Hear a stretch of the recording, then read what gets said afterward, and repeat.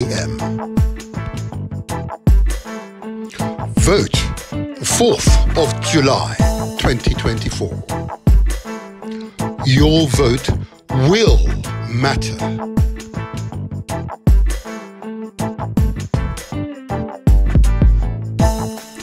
Voting in 18th century Britain. The proportion of the population eligible to vote was very small, estimated to be about 3.5% of the adult male population by the end of the 18th century. This meant that the vast majority of people, including the emerging middle class, working class, and women, had no political representation.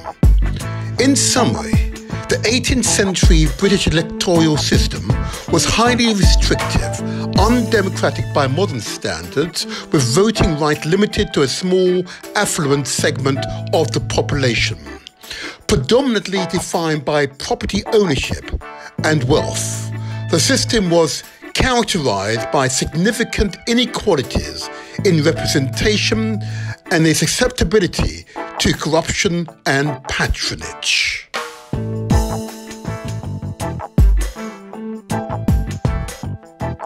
Voting in 19th century Britain. By way of background, the working class consisted of unskilled labourers who worked in brutal and unsanitary conditions, a marker of Victoria England hierarchy. They did not have access to clean water and food, education for their children, or proper clothing. Early 19th century voting was restricted to wealthy male property owners. Post-1832, the electorate expanded to include more property owners and their tenants, though still restricted to property value. Post-1867, a further expansion included more urban working class men, though still with property and rent qualifications. Post-1884, the electorate became more uniform across counties and boroughs, encompassing a larger proportion of the adult male population. By late 19th century, despite expansion of significant portions of the population, including all women and many working class men, remained disenfranchised until the major reforms of the 20th century.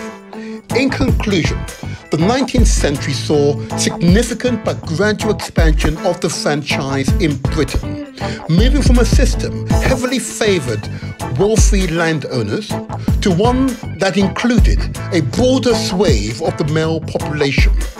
The century set the stage for more comprehensive reform to come in the 20th century.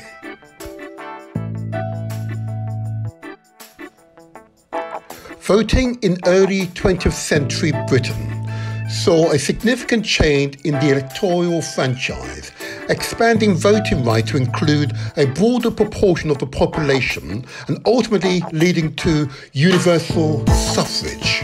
Here's an overview of the key developments. The Representation of the People's Act 1918. All men aged 21 and over were granted the right to vote, regardless of property ownership. Men aged 19 and above who had served in the armed forces during World War I were also enfranchised. Women aged 13 and over were given the right to vote provided they met the minimum property qualifications or were married to men who did.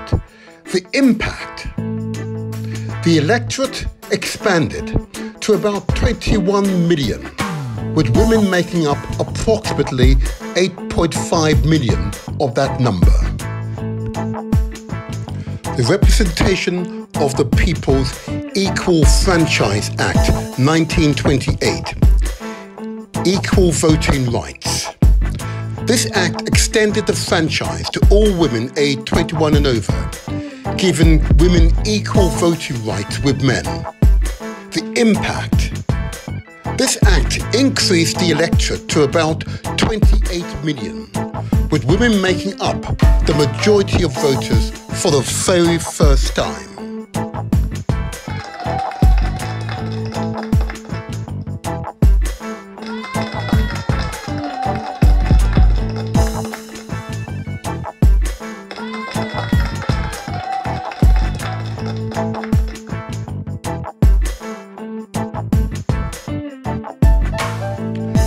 voting in late 20th century Britain saw significant changes to the electoral franchise, expanding voting rights to include a broader proportion of the population and ultimately leading to universal suffrage.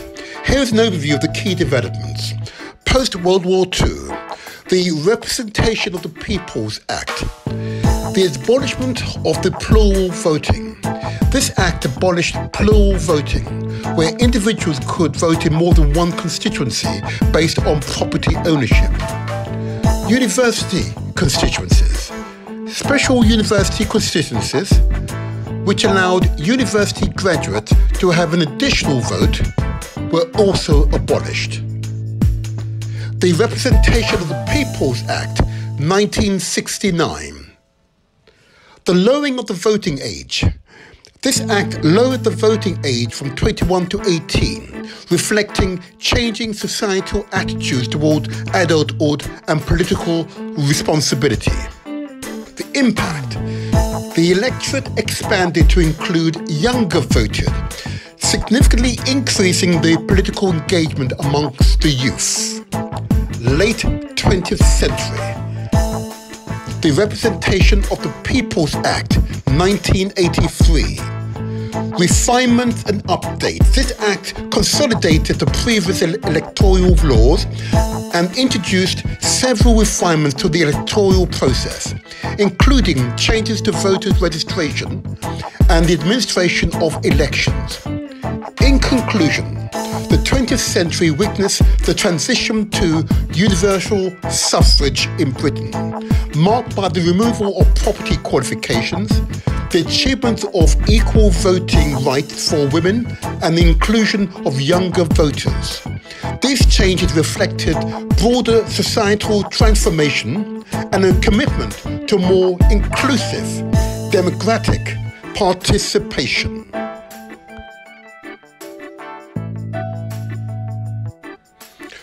British voters' contemporary concerns include the cost of living,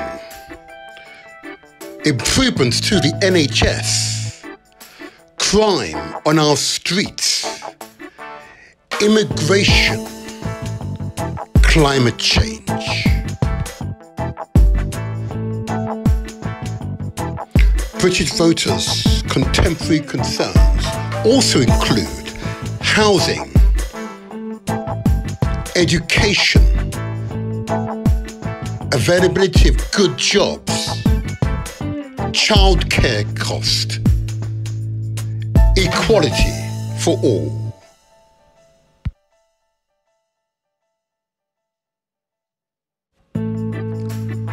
The main political parties in England include the Labour Party, the Conservative Party,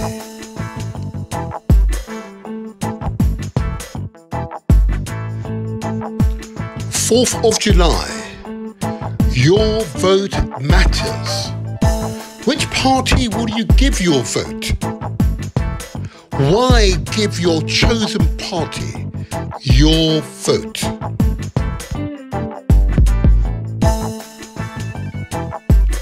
The 4th of July, your vote matters. Share your decision with the Motivator on Saturday the 29th of June from 8:45 to 9:45 a.m. We want to hear from you.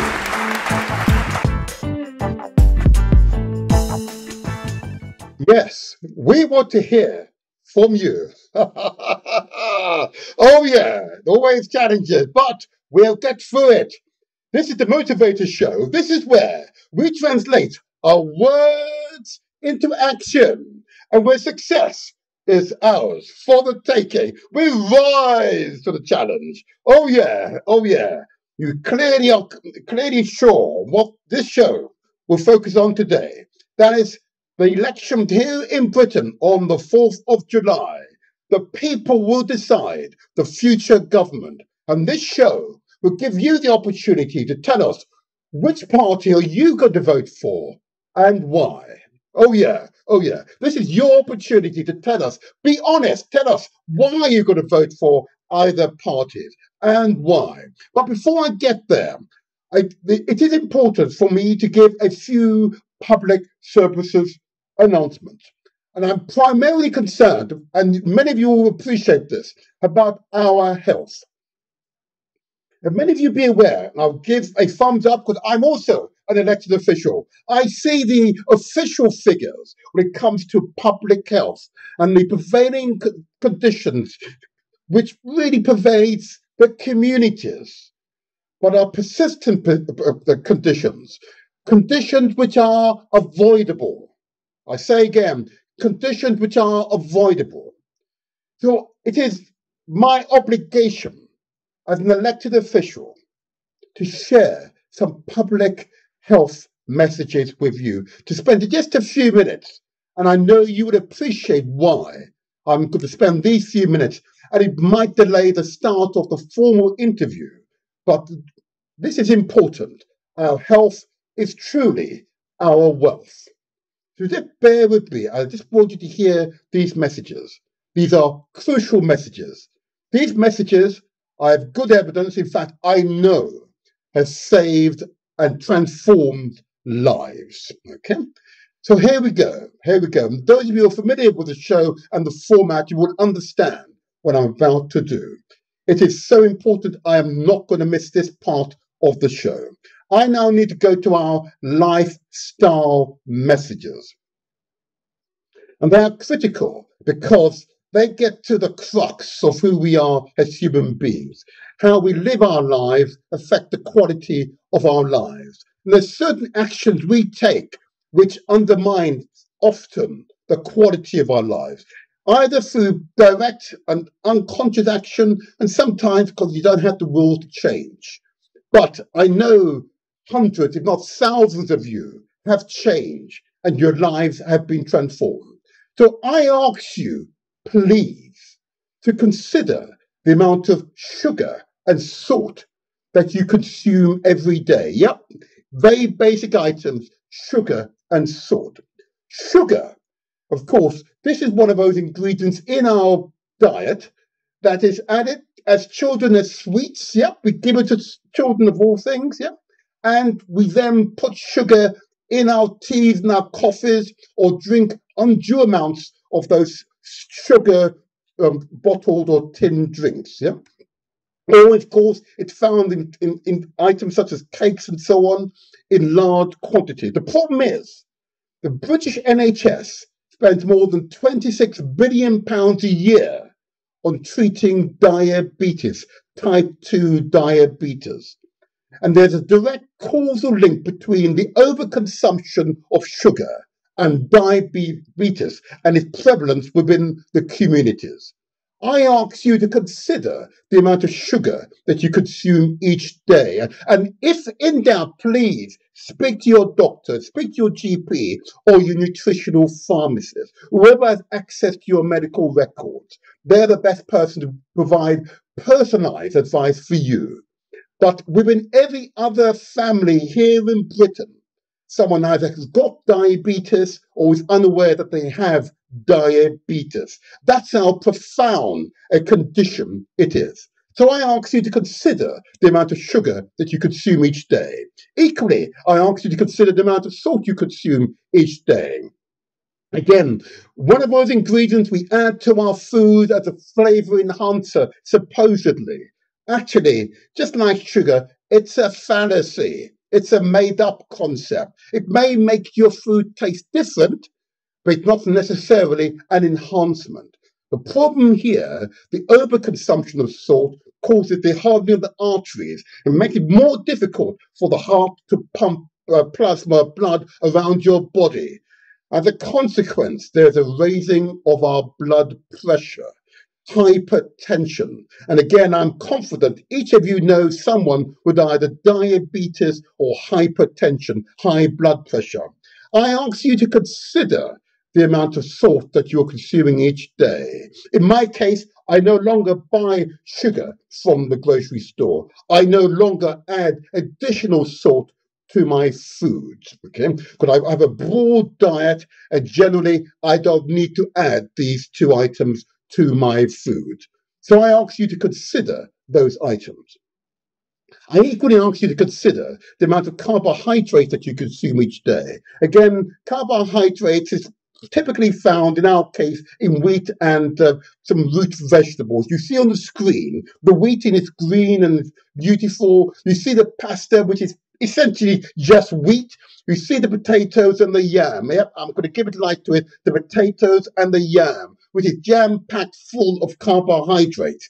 The problem is, it's not the carbohydrate itself, it's the overconsumption of carbohydrates. Our bodies assume we'll eat in this quantity because we are anticipating a famine or a rainy day. I ask you to consider the amount of carbohydrate that you consume. The experts tell us for each sitting, we should consume no more than a fistful of food per sitting. I know that's challenging because we all eat far more than that each day. But I ask you to consider the amount of carbohydrates that you consume each day. And I'm assuring you, if you moderate your carbohydrate intake, you'll feel much better in the long term for it. But if in doubt, I say again, speak to your GP, your doctor, or your nutritional pharmacist to provide you with personalized advice for yourself. Another ingredient, which we don't typically add to our food, but it's found present in certain foods, and that's, of course, fat. On the screen, you can see raw meat. Yes, it deliberately is raw meat. It's so you can see the fat. Red meat you can see, but the white is fat. The problem is that we overconsume fat. Yep. What do our bodies do? It's assumed that you want to store it, anticipating a rainy day. Yeah, famine is on the horizon. Here's the problem. We eat this fat every day, and our bodies become bloated. Our cholesterol levels goes through the roof. And so many of us, even me included at once upon a time, had cholesterol levels which were unacceptable. It was harmful to our long-term health and well-being. I ask you to consider the amount of fat that you consume each day, and particularly those of you who love to fry your food. In fact, yeah, please, I ask you to consider the long-term implications of your action. I know it's learned behavior. I get it. But it's so crucial, so essential that we think about the overconsumption of fat. Fat is a necessary part of our broad nutritional intake, but the overconsumption is the challenge. On the screen now, you can see the internal impact, the overconsumption of sugar and the salt, the carbohydrates and the fat and the starch we'll get onto in a moment. You can see an artery which is partially blocked, hardened fat, carbohydrates and all the other mixtures which are causing the blockage in your arteries. Problem here, it's difficult for the blood to get around your body. You will feel the effects of it. And of course, your blood pressure will definitely go up because your heart is working that much harder. I ask you to consider how much the quantum of sugar, salt, and fat that you are consuming, the carbohydrates. And the last ingredient I will give light to is, of course, starch. Starch is very much found particularly in the sort of African and Caribbean communities. That's, of course, in rice. Yep, I know other communities eat rice, not the problem. It's the overconsumption of rice, which is the challenge. I ask you to consider how much rice you are eating. Again, we should eat no more than a fistful of food per sitting, which includes maybe a small amount of rice.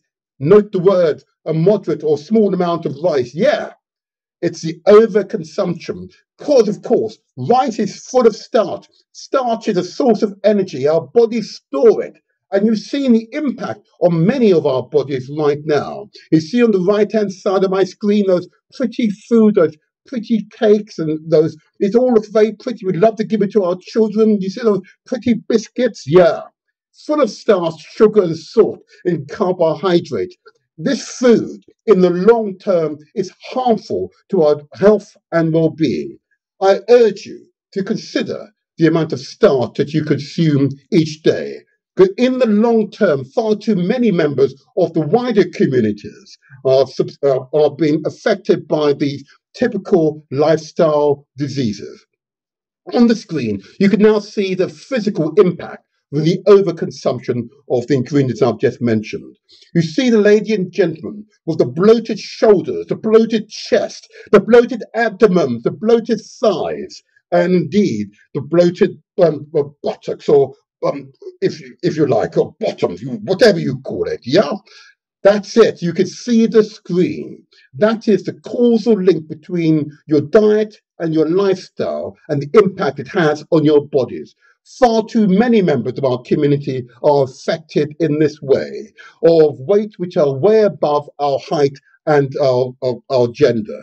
I urge you to really consider what we are doing to ourselves. The experts all recommend what we need to eat is far more untainted fruits and vegetables. You see on the screen, you see beetroot, you see oranges, you see the melons, yeah, you see the cucumber, yeah, you see the noriega seed, you see the apples, yeah, you see the lettuce, the tomatoes, yeah, you see the lemons, you see the cauliflower, you see the grapes, yeah, you see the oranges. This is what our bodies crave. Our body can convert this into flesh, into plasma, and promote our good mental health. Yeah, this is what our bodies most crave. You see the tomatoes, you see the sweet corn. This is what our bodies crave. Give your body what it needs to keep you in good shape. You see the parsnips there, wonderful parsnips there. Yeah, you see the celery. That is what our bodies actually need. This is what we can use to build ourselves. See the wonderful pineapple there in the background, the cabbages. Yeah, this is what our bodies need. You see the lemons, wonderful lemons. See the cherries, lovely cherries. This is what our bodies need. This is what our bodies can use to build itself and maintain your general good health and well-being. The wonderful mushroom. You see the almond nuts there. This is what our bodies crave. Give your body what it needs to protect you from all the maladies that pervades the background environment. This is what our bodies need. Why not give it what it needs? But of course, many of you be aware that we are, of course, 70% water. And you see on the screen, a young man drinking his water. We need an average between 2 to 3 liters of water. And yes, I get it. It's challenging at times. Yep, it depends upon your height and your mass. But water is life. I say again, water is life. Hydrated water is life. This is what we need to maintain a good health and general well-being. I urge you to do the same.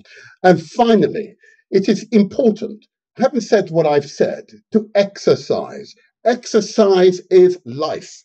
This is what our bodies crave. See, you're a lady with the weights, pumping those weights, maintaining good muscle tone. You see the mature gentleman with the headphones and he's smiling, he's running with a vigor, with life, boating up in himself. Wonderful. See a young lady running up and down those stairs. I can assure you, that is true exercise. Do 20 of those and you'll feel your heart racing. You'll feel sweat pouring through your pores. That is exercise. See the young man with his bulging muscle doing his press-ups.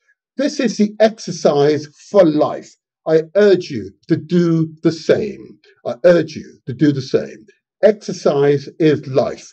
I urge you to hear these messages. They have transformed thousands of people's lives over the time I've been giving out these messages. These are typical public health messages, but essential messages that go to the root of our general health and well-being. I'll conclude by saying this. Having addressed our physical needs, it's important to be mindful of our mental and spiritual needs. If in doubt with regard to your mental needs, I urge you to seek out professional advice. If not, speak to whoever you most trust, whoever most respect. I would trust that person will give you the support you need to obtain the mental health support that you absolutely deserve. And lastly, all human beings are spiritual people. It's important to take care of your mind, body, and soul.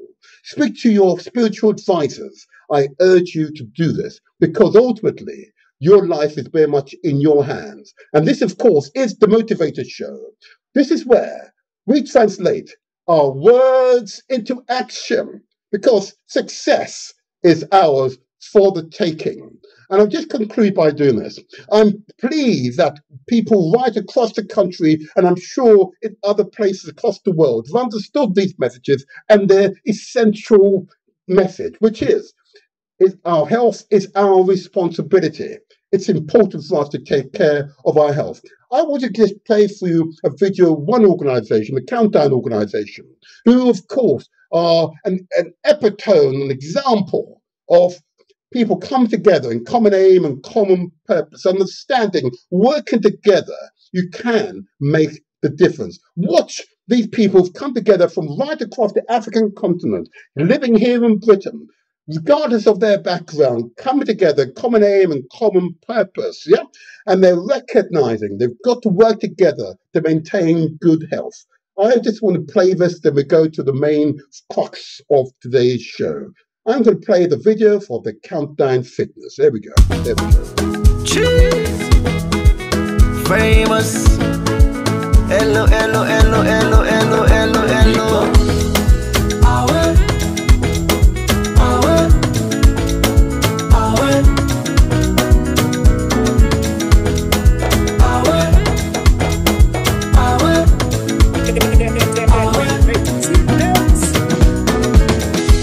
You get one life on leave, me self get one life on leave.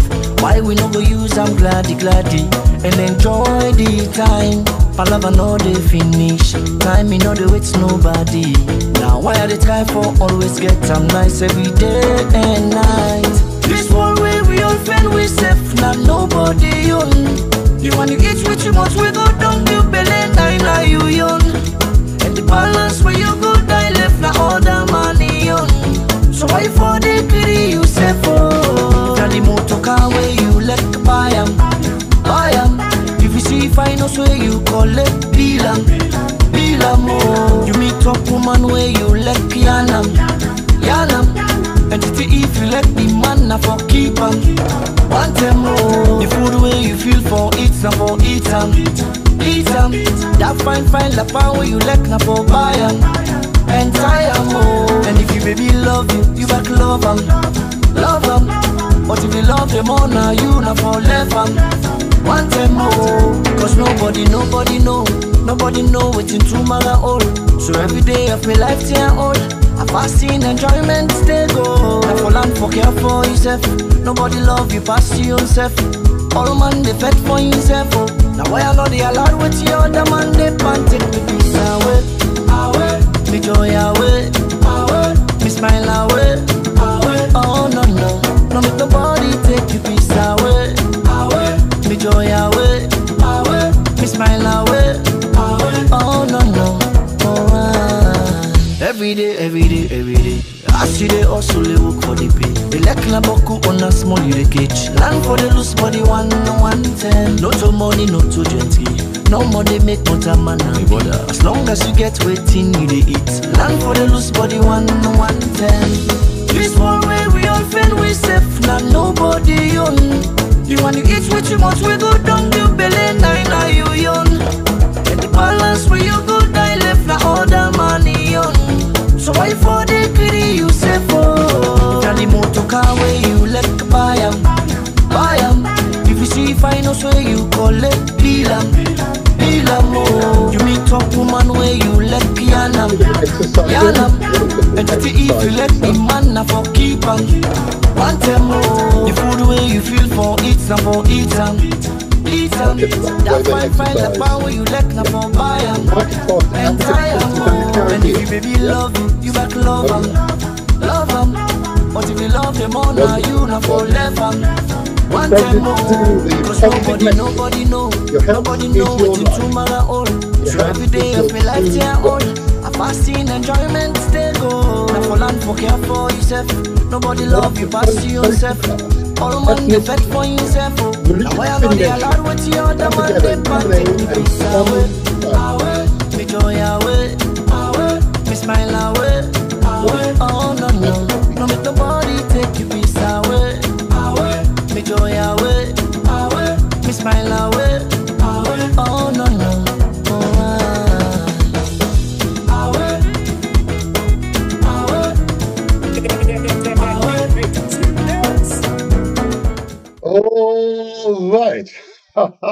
Wonderful, huh? Yeah. Perfect example of community collaboration. Yeah. That's what we want to promote. And they've come together in common aim and common purpose, understanding. Your health is your wealth. Yeah. They all do these regular health checks now, monitoring their diet. Yeah. Ensuring that they drink amply, ensuring they have good mental health, and of course, they're spiritually enhanced. Oh, yeah. Now, that's an antidote. That is what you need, an inoculation to ensure good life, long life, healthy life. And that's what we need to aspire to. And if you've got members of your family who come down with those the typical lifestyle conditions, help them. Yeah, help them. Don't criticize them. Don't embarrass them. Help them. Yeah, give them advice. Give them guidance so they can help themselves. Yeah, wonderful, wonderful, wonderful. Okay, I want to now get right into the substance of today's transmission. That's, of course, what is going to happen on July the 4th. I know some of you are uncertain to if you will vote or not on July the 4th. Okay. So I'm hoping that today, those who've made a decision will share with us the reasons why they've made a decision, how they will vote. Okay, so let me first of all put the questions on the screen. Okay, and now get my talking bird to come up. Where is she? She's come up in a second, I think. Where's my talking bird? Oh, can I get her to come up? Oh, don't worry. We'll get my talking bird up. Oh, I like her. She likes to. Oh, there we come. Oh, there she is. Let's talk. I know. Yeah. Questions. Which party will you give your vote? Why give your chosen party your vote? Those are the two questions I'm asking you, the audience, today. Okay? So I'm interested to hear from you. Which party will you give your vote? And why give your chosen party your vote? Okay? So I'm going to open the phone lines, okay? And some of you have got other means you can contact the studio, okay? But I'm interested to hear from you, okay? Let me just bring up the telephone number in a second. There we go. And the number to call, if you wish to call the studio and share with us your decision. And if you're in the UK, the number is as follows: 0203 289 6504. Others have given other links in other places, so you can use those links to connect to the studio now. I'm interested to hear from you, the British people, okay, the diverse British people. Which party will you give your vote, and why give your vote to your chosen party? I'm interested to hear from you. As you recall, on Saturday last, I did a major feature on the Labour Party. Okay, I did that deliberately because, of course, the Labour Party, under the leadership of Keir Starmer, is representing change. But some people, of course, and they may call today, may want the current status quo. Okay.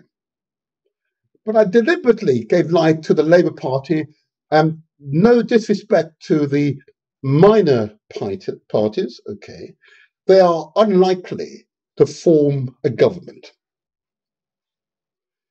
So the only genuine alternative, and that's decided by the British electorate, is the Labour Party. So we needed to understand the Labour Party's position. What are its underlying principles? Okay. It was important, therefore, to recite for you speeches given by Keir Starmer. It's important to hear what Keir has to say. Okay? Because he potentially could be the next Prime Minister. Okay? but that ultimately will be decided by you, the electorate. Right, I can see I've got my first person on the line. Let's get that person into the studio and let's have a chat, shall we? Let's see who this person is. Let's have a chat, because this is going to be an important discussion for you all, because you've seen the pre-show video. For you to have the vote, it's taken in Britain more than 200 years to achieve universal suffrage. In other words, where we can all vote if you're above 18, 16. Yeah? And remember, women didn't get to vote until 10 years after all men got the vote. In the 18th century, it was only essentially white men who owned properties, in other words, wealthy men, that could vote. How absurd is that? Anyway, let's bring my first caller into the studio and let's see what this first caller's got to say. Let's bring that first caller in. Let's see if we can bring the caller in. It'd be nice. Well, there we go. We've got Anthony. Oh, have we got Anthony on the line? We have. Wonderful. Good morning, Anthony. How are you feeling this morning? Good morning, Councillor Seaton. I'm feeling very good. You can say the motivator. That will do fine. Oh, sorry. Motivator. Thank you. First of all, thank you for your prior contribution. That was truly an inspirational podcast. Thank you again for that. You are our first caller here. Oh, there's another one waiting in the wings. That's fine. But let me take you first. Okay. First of all, has there been any progress since I last spoke to you on the Windrush Act? Any further development you want to report? If not, we could talk about the election. Go ahead. So the Windrush Act is about two things, really, fundamentally. It's about what the community does in response to the Windrush scandal, meaning repairing the harm that's been done. So that means looking at the 5 themes: community cohesion, criminal justice, health, education, and work, and looking at the race disparities within those themes and seeing how the community itself can begin to tackle those disparities. And then the other half of the Windrush Act is what the government can do to repair the harm that was done to the Windrush generation. And what we're asking the government to do is to enact legislation.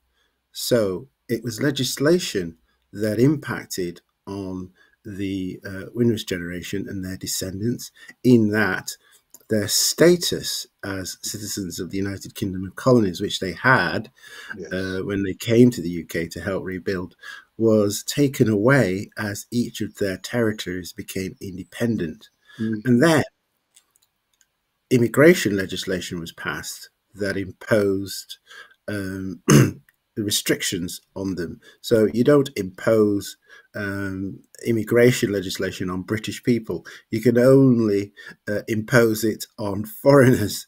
And so hold on just a second there. And I think that's such a profound statement. I recall, of course, the 1948 Act, which gave equivalence to those born in Britain or in the colonies equal status under the law, okay, and that I recognise, and therefore, like myself, I was born British. Right. Yeah? Gosh, and you're right. How can you therefore apply an immigration act to someone who was born British? That's right. And so the way they did that was by taking away that British status. Wow. Now, they didn't do it for every territory. Antigua, for example, they were able to hold dual nationality. And even up to recently with the Good Friday Agreement. Remember, Ireland was once part of the British Empire, but then in 1922 it separated and gave us Northern Ireland and Southern Ireland. And then we had the Good Friday Agreement, and that allowed people in the north to choose whether they wanted to become Irish citizens or British citizens, and that still is the same today.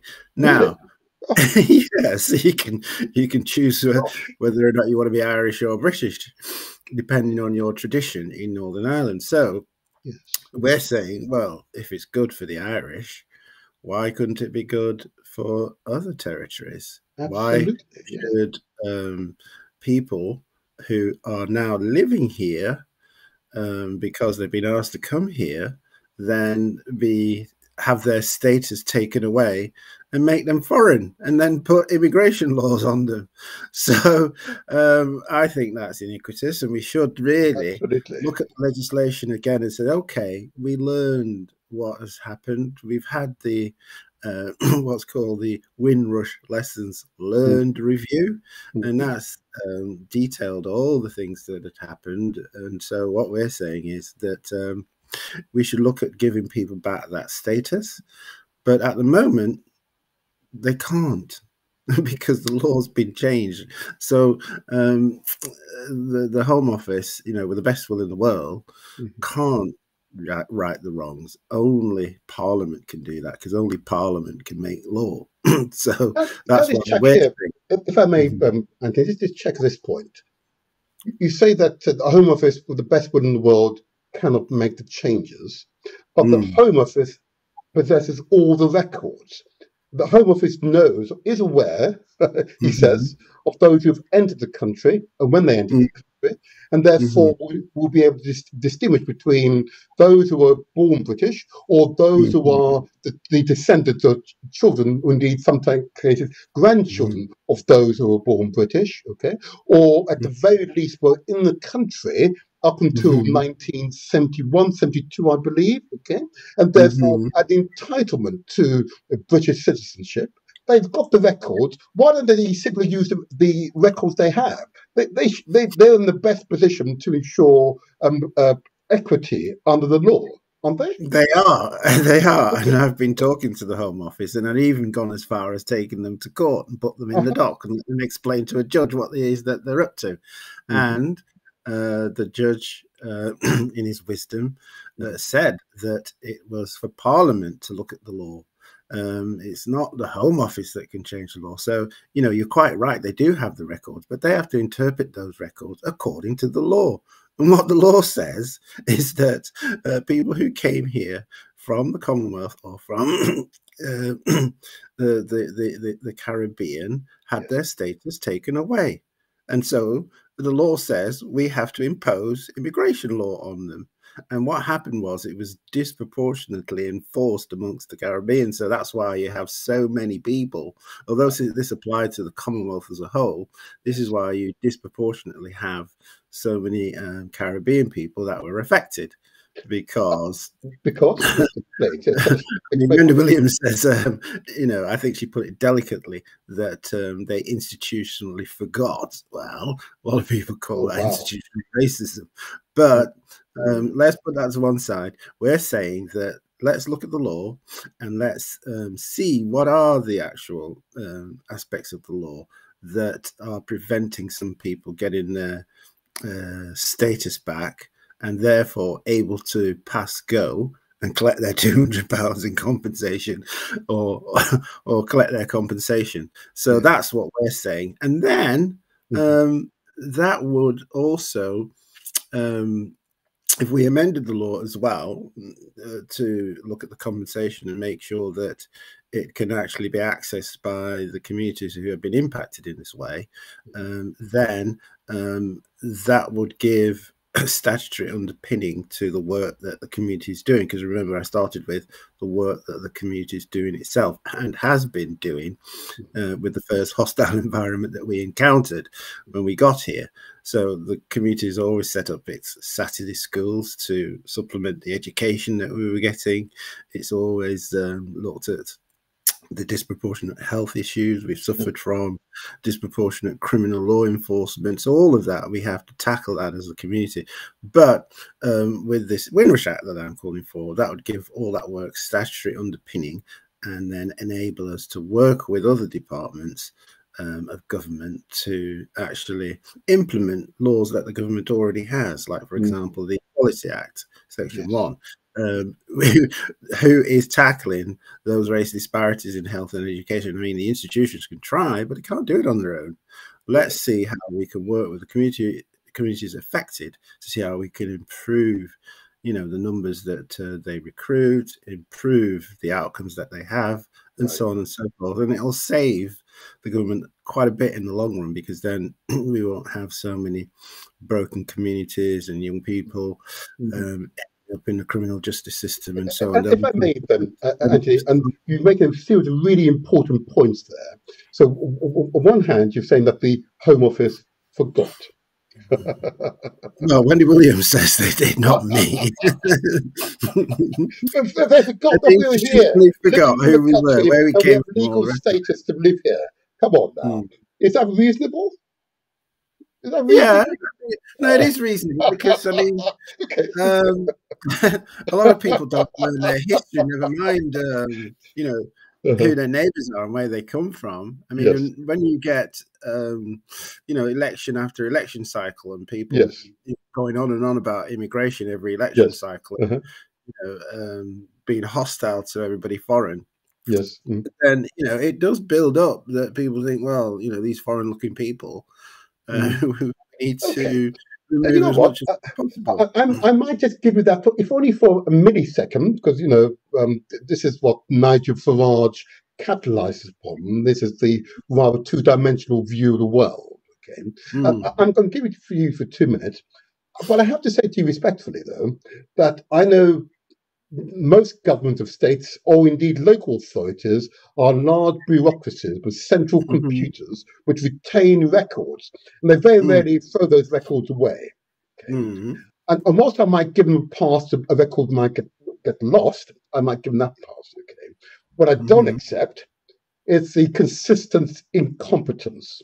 And it's clearly evident that mistakes have been repeated again and again, and middle senior officers, and indeed politicians, and arguably, I know some might say even past Labour politicians may well have contributed to the disaster that has before some of the Windrush generation.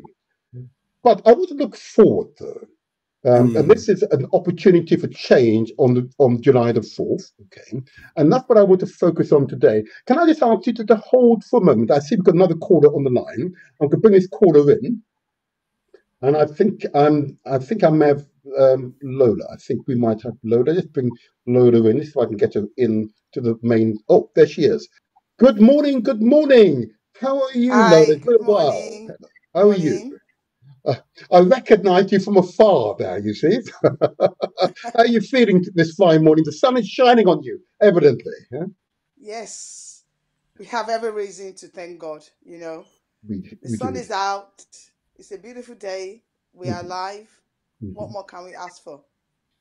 And what we can ask for is for change on the 4th of July. Okay. So I'm not going to keep you on doing it. I know you got family commitment as well today. Okay. How will you vote, if I may ask you? Just hold on there, Anthony. How will you vote on the 4th of July?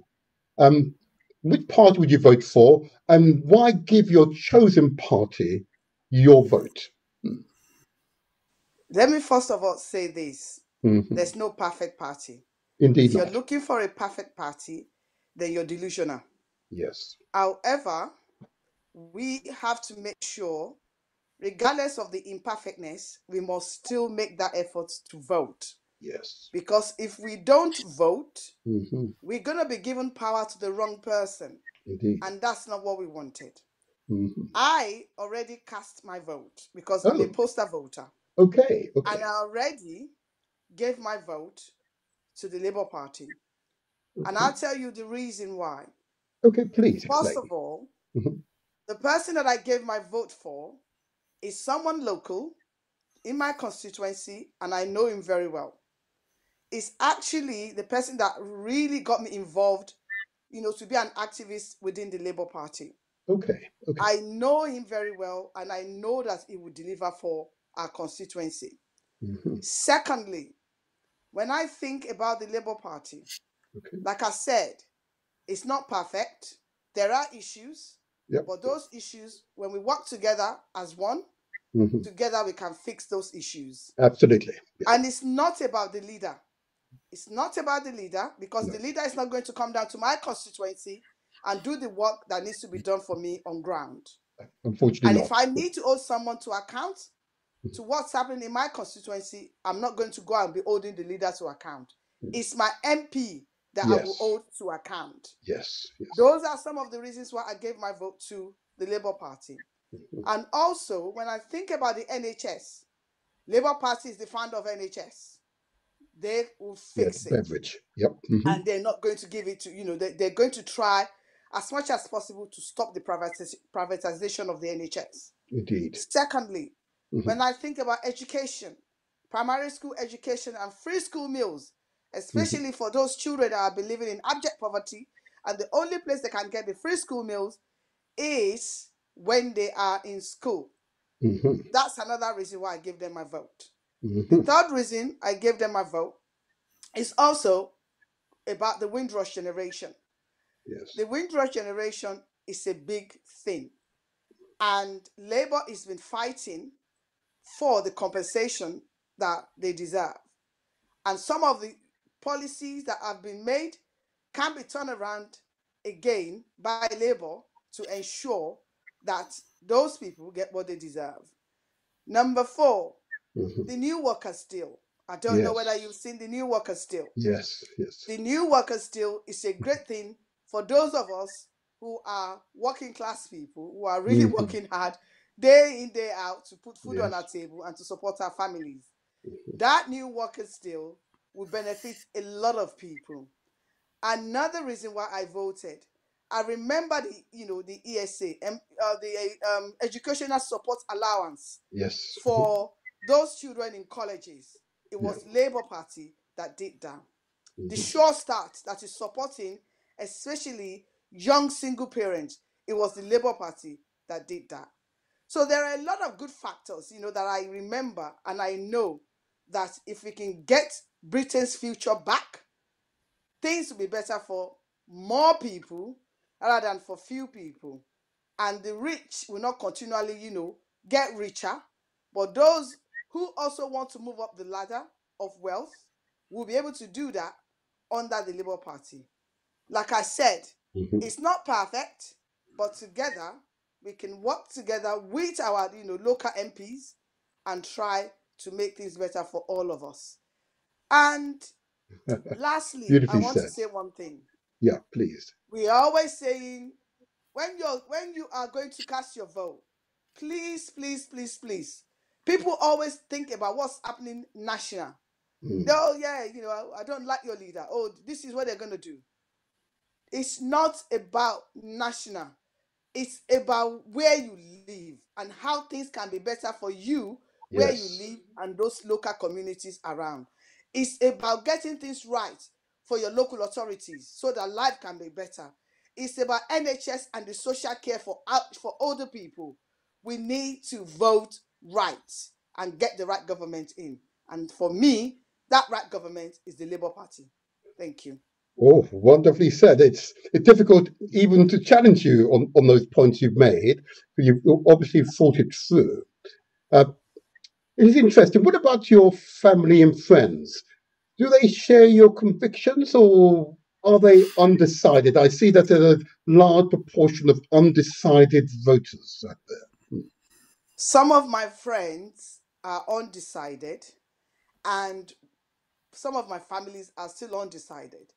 However, we have been sitting down and having a conversation. And one of the things I've been asking, one of the stuff that I've been saying to them is, first of all, let's look at the corruption of the PPE that happens during the COVID. Yep, the Conservatives. Let's look at how this current government were giving contracts to their best friends, people that they know. That's right. And let's also remember that 1.4 billion of those contracts given out, those PPE were never used. So they destroyed. Yep.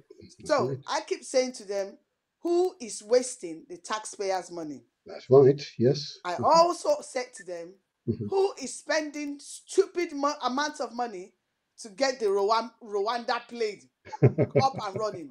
Rwanda bill or taking people to Rwanda is not going to fix the problem. No, it will not. No. The amount of money that has been spent on this Rwanda thing is so ridiculous when we have over 6 million children now living in abject poverty. We have issues in our own country and we're not, investing to solve those issues. I also would say to my friends and families, listen here, who is wasting our resources as well by giving all our equipment away, to other countries? If there is war tomorrow, where would we be? How can we defend ourselves in a way where we don't have a lot of losses? Absolutely. So those are the things I'm putting on the table for my friends and families. Yes. And they are beginning to lean towards voting for Labour. Yes. I always say to them, like I'm saying here now, I'm not saying that Labour is the perfect. It's not perfect. It's not perfect. I keep telling them, don't be delusional, and don't expect that if Labour gets in on the 5th of July, when we find out, or Labour has gotten into power, yes, don't expect anything to change even in the first couple of years. Yeah. Because if you're thinking everything is going to be hunky-dory within the first couple of years, also you're being delusional. Yeah. There's a lot that needs to be fixed. Right. And it will take a long time for the new government coming in to fix it. We need to be patient. Yes. We need to make sure that we have a government who cares about public services, yes, and those who are working in all those areas. And that's what I keep reminding them. That's why they're still thinking about it, but I can assure you 90% of them are going to be voting Labour. Thank you, Lola. And I hadn't needed to intervene, but you're very clear, and those issues I know are critical. And of course, we could discuss housing and the housing crisis that has been exacerbated by conservative government policies, which have exacerbated the disconnect between ordinary people being able to get onto the housing ladder. In my day, it took maybe twice or 3 times my salary to gain a mortgage. Now it's equivalent in some cases to 9 times or 12 times a young person's salary. In other words, there's no chance of them ever getting onto the housing ladder. That's You're atrocious. Right. The party that's supposed to be for personal aspirations is undermining young people's aspirations. We need change. There's no doubt. Lola, thank you. I'll say no more to you now. Martin, can I just quickly say something about the housing crisis as well? Of course. With the housing crisis, like I have my son who is like 36, still lives with me because obviously he can't afford to get on the ladder, to buy housing. I understand. And what I've been, I've been saving just to be able to get him on that property ladder. Mm-hmm. So if as a young person, you don't have the bank of mom and dad to rely on, you're stranded forever. It is very difficult. Things continue the way it is. Yeah. And we need to think about who can give these young people, especially those of them who are suffering in their parents' homes, or suffering even in other friends' homes, who can give them the opportunity to get on the property ladder is the Labour Party. Yes. Because Labour Party are the ones that start all the council estates. They're the ones that invested in social housing that helps people absolutely to get on that property ladder. And that's why we need to vote and choose for change this time around. Thank you very much. Lola. Wow. We need to meet up soon because you're in good feckle this morning. Good morning to you. So I'm going to bring another guest in. And if you need to go, that's fine. I'm going to bring another guest in, I believe. Let me bring her in now, if I can get her in. Jackie, can you hear us? All right, Jackie. Oh, can she hear us? Oh, she can't hear us. We can hear you, Jackie. We can see you, but she can't hear us. Jackie, we can hear you. You can't see us. Oh, maybe you can. All right. Okay, and then we check. No, it's not us. It's her then. Jackie, we can see, but you can't hear. I'll send her a message. Don't you worry. We keep her there for a moment. Lola, thank you for that introduction. That was wonderful. Thank you. Be well with your family and continue the fight. Okay? Be well with your family. Amen to that. Amen to that. Let's keep the faith and let's keep working together as one, especially we from the Black community. We need to stop fighting against each other. We need to stop, competing against each other. It's not about competition. It's about working together as one family unit to do what's best for our community, especially for the generation that is coming behind us. Thank you so much. Enjoy the rest of your weekend. God bless. Blessings. Same to you. Thank you, Lola. Thank you. Anthony, let's go back to you. Whilst you're speaking, send Jackie a message that we can see, but she evidently cannot hear us. I thought that was an interesting overview on Lola's position, which party she would vote for and why. I don't know.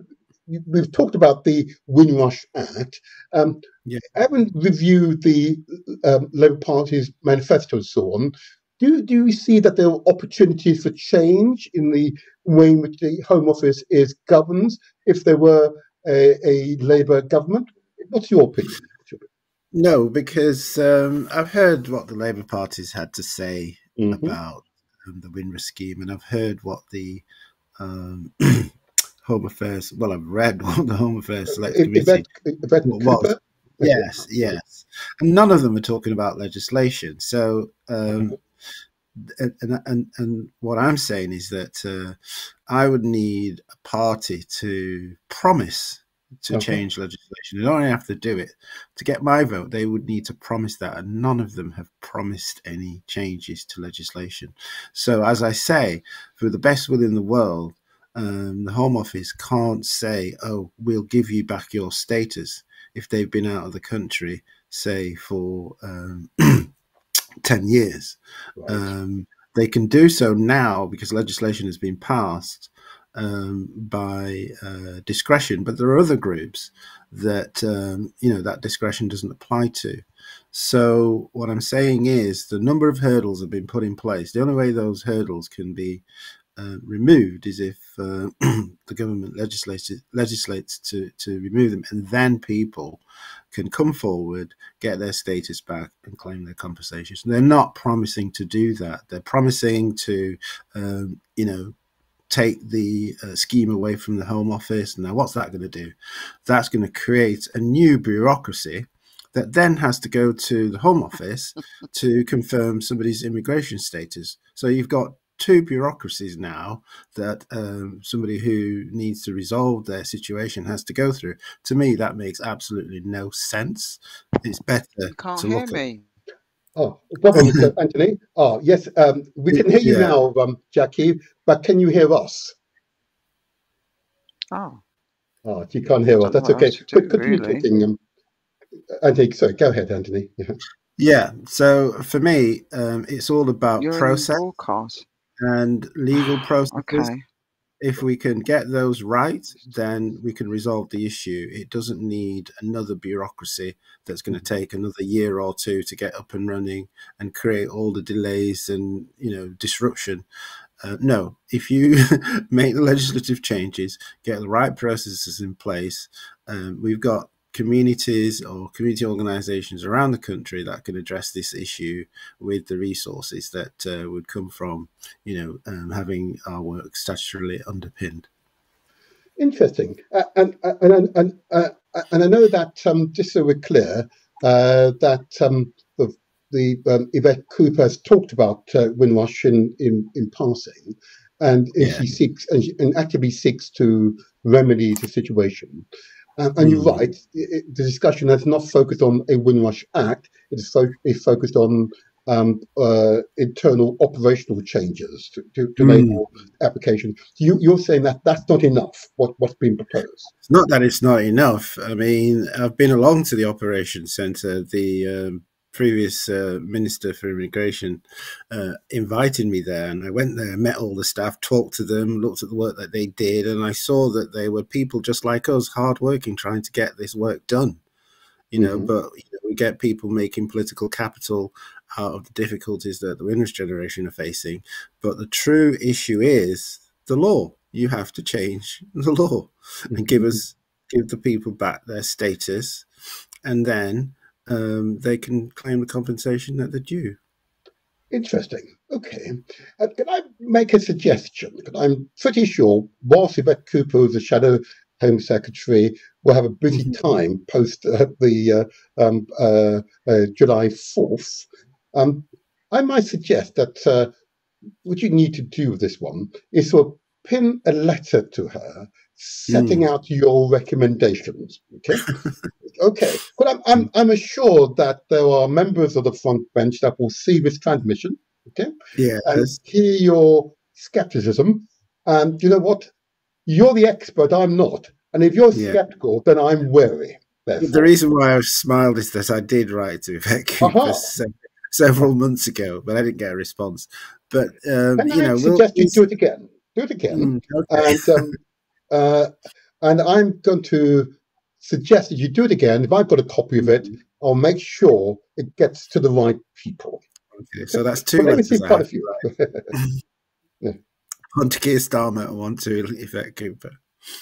Right. I think so. I would imagine you do it again.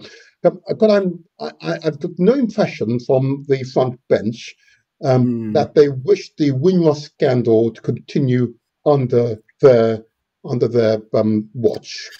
Okay? Yeah, you must remember we have this hoo-ha about documentation being destroyed, but who was the party that instructed for those documents to be destroyed? It was the Labour government. And then when the Conservatives came in, they carried out that instruction. But then they argued about, the papers being... Can you say that again? I didn't quite catch what you said. You said forgive me, Anthony, did you say the destruction of the record happened under the Labour government?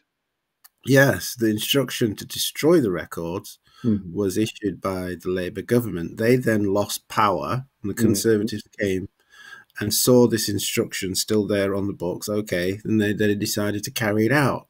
Okay. So over the years, I've been growing up, and I've heard both parties, seeing who could be meanest to immigrants. They both have had this issue about, immigration. You'll remember that it was the Labour government that passed the 2007 UK Borders Agency Act, and that had a big effect on immigration control, and then made it statutory that if you've been convicted of an offence for greater than a year, you're automatically deported. Which community has disproportionate criminal law enforcement on them? Yeah. The black community. So who then disproportionately gets deported and gets plane loads of people being deported. So, we look at the origins of these things and we see the fingerprints of both parties all over immigration. This is why, I listen carefully, but I don't hear anyone saying we're going to legislate to amend the hurdles that we've put in place for this community, the Windrush generation, that we all say we want to right the wrongs of. The wrongs were done by legislation, so let's have legislation to put them right. Thank you. I'm not normally at this point unable to respond, but I don't feel competent to respond to your observations. And I've just done a quick search. It does appear that you're right on both counts. But of course, I was at a different time, completely different leader with different philosophies, and this is definitely a time for change. Good. We know for certain that the current lot are not worth that support. I think I'd rather put my lot in with the prospective incoming Labour government. If they make that commitment to legislation, then by all means. But I'll be a skeptic if they haven't said or made that promise. So it's got to be a bargain between us. Voters want to vote for something that they've been promised. If we haven't been promised, then I'm still figuring out, who will make that promise. Just hold that thought for a moment, and I like this. It's a challenge. The fact I'm not able to respond with the confidence I would normally respond to such an observation is interesting, and I suspect that Yvette Cooper or someone in her staff needs to come here and speak to us about how they will address the iniquities in the performance of the Home Office in relation to the so-called Windrush generation. There's a Jamaican saying, we don't buy puss in a bag. It is true. It is true. In fact, let me, if I may, go over to another Jamaican. Good morning, Jackie. Can you hear us? Oh, she can't hear us. Can you hear us, Jackie? Oh, she can't hear us. Hold on a second. Let me make sure. Oh, she's having connection problems, obviously. Oh, that's most unfortunate. I think we may have to take Jackie in another way. All righty. Oh, that's a great shame. It looks like she's frozen, hasn't she? Yeah, she has frozen. Oh, Jackie, can you hear us? No, she can't. She has connection problems. All right. I'm going to take her out to stream for the moment, and I'm going to send her a message suggesting an alternative connection method. There we are. She's out to stream now. Okay. Just for others who are listening to this broadcast, we are live. And if you wish to use our phone lines, and you're in the UK, the number to call is 0203 289 6504. Okay, I don't mind taking calls today because we need to hear from you, and we've heard some interesting perspectives and some challenges, and even a challenge I'm not able to respond to, which is an interesting experience to say the least. Okay, so here we go. Let's see if we can bring Jackie in. She's a very determined person, so I have to respect that once I can bring her in properly, and hopefully this time. Oh. It's a blank screen this time. Oh well, Jackie, I think I'm going to take you out to stream. I'm going to. Oh, can you hear us now, Jackie? You can. Ah, brilliant. Now your volume's rather low, but keep speaking. How are you this mic? I can hear you. Oh, can you hear perfect. Me? Yeah. Yes. Perfect now. Right. Perfect. Well, determination. Never give up. Huh? Never give up. How are you this morning? I'm good. I'm doing well. I'm doing well. Jackie, I've got. Oh, we've lost her. Oh. Bad to ask the question. All right, never mind. So those who are online and are wanting to connect to the studio, you can use a telephone line with 0203 289 6504. Okay, returning to you, Anthony. It's interesting. You put a challenge to what is potentially an incoming Labour government. And what you're saying is that in regards to the Windrush and to resolve the issues, what is being proposed isn't enough, in effect, is what you're saying. And what the party needs to give a promise is that they will legislate to ensure that there is a legal entitlement, restate the positions to what it was prior to, I think, what would be 1971, would that be right?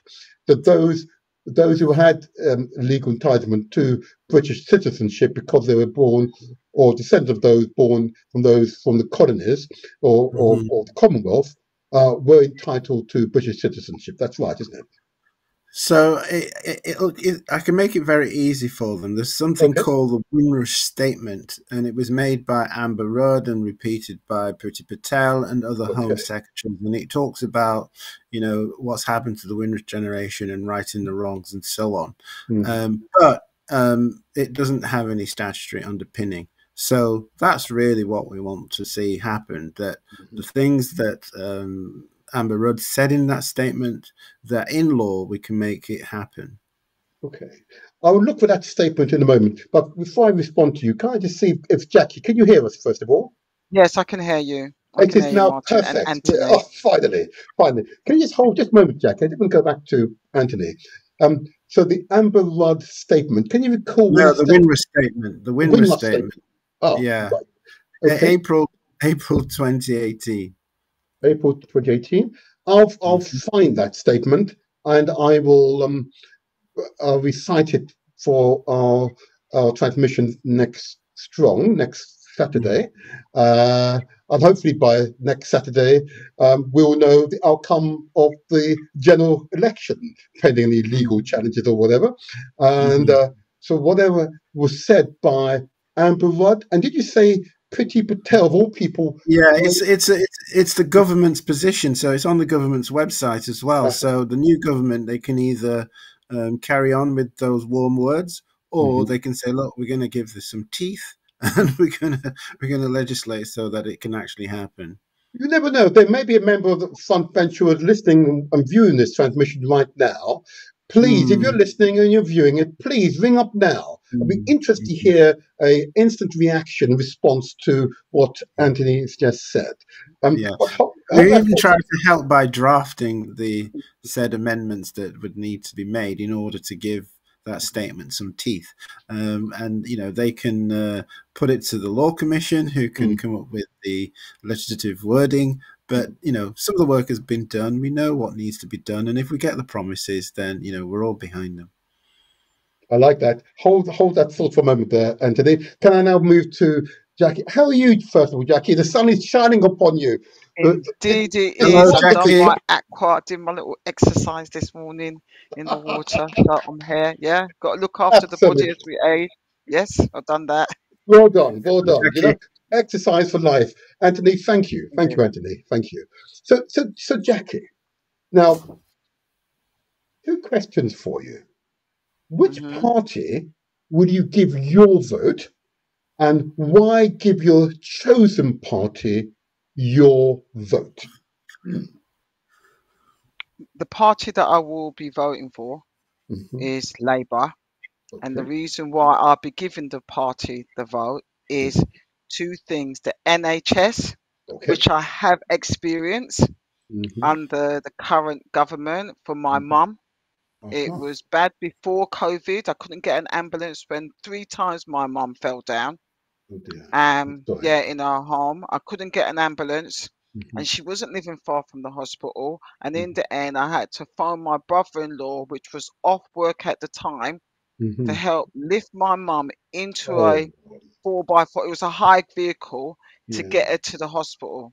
So it's worse now. And then the second thing is housing. If we allow and don't change the government, we're not going to have an NHS in 5 years' time. It will be totally unrecognizable. Yeah. And so those are the 2: health and housing. And if, for those who study management, there's a theorist, Maslow hierarchy of needs. Yes, indeed. Health and shelter are the 2 basic things that needs to be covered, plus others, in order to elevate to the next level. So what are we leaving for the next generation if they can't access basic health care, and and they can't get housing? There's no housing everywhere. There's housing crisis, temporary accommodation. What council stock there is been covered even this week on ITN News. Housing. It's disgusting. It is disgusting. So what would you suggest an incoming Labour government do in respect of, let's take housing for example? What changes? Whilst you're talking, I'm going to just bring up what the party said about what it will do to address the housing crisis. But in your personal experience, I know you're in sort of the northern part of London. What changes should either local or central government do to support the housing market, to enable young people to get onto the housing ladder, or to ensure there's genuinely affordable homes available for those who want it to rent? They need a long-term plan to build housing, but behind that, we need a strategy, a national strategy for skills. We need people with skills in building and construction that is going to build and stay in the UK and have quality housing. The housing that is going up nowadays, from what I've heard from people in the industry, is not as sturdy and as strong as the older stock that we have, even though there are issues. Even though there's issues on climate, and they're being well instituted, what they're insulated, what the people in the trade are saying, they are sturdy and they're robust. They got a bit of wrinkle, that's what they've said, but I'd rather buy a home that has been there for 80 years and have stand the test of time than a new build. So the new builds needs to be good quality, well and insulated, yeah, and affordable. But we need to go back into the chain, the value chain Yes. Yes. of building it, yeah. And we need people with skills, a plumber, a carpenter, well trained, good skills in housing, and then build homes that last. That is Okay. key. And it needs to be social. Social housing needs to be there. The Mhm. private sector has taken up the slack for housing homes not being built, and there's not enough in the total space, whether Mhm. it's private, whether it's social, there's not enough homes. Yeah. Yeah. And we need homes every and the HMOs that has sprung up everywhere have changed communities. Yeah. We need homes for families. Okay. That's interesting. So, of course, in other words, first of all need to build more homes. Uh, and I know it's been suggested by the shadow cabinet that it therefore changes to the planning legislation regulation. Now, that's an interesting one. So it means that to release homes, release land, or particularly brownfield land, and would you be supportive, for example, of building on what is green fields? Would you be supportive of that or not? I, for somebody of the age that I am, I do remember the excitement when Milton Keynes was built, yeah? Ah, And yes, we in yes, London, I remember doing yes, a little yeah. geography when I was doing my geography and going to Milton. Mhm. Now, if I remember correctly, Milton Keynes, the nice villages, they didn't want Milton Keynes. They No, were they didn't. not No, saying that's yes at the time. right. Yes, but there was a greater need over the small individual needs for homes. Okay. And that's where we are. We Mhm. need brownfield, but we need some of the green fields as well. And Yeah. it needs to be affordable. Mhm. If you drive from Northamptonshire, there's a lot of new builds. A Yeah. lot of new builds. There's a lot of new builds in parts of Bedfordshire, but Mhm. they're not social housing. The social housings are squeezed in somewhere, and then there's discussions about the affordable.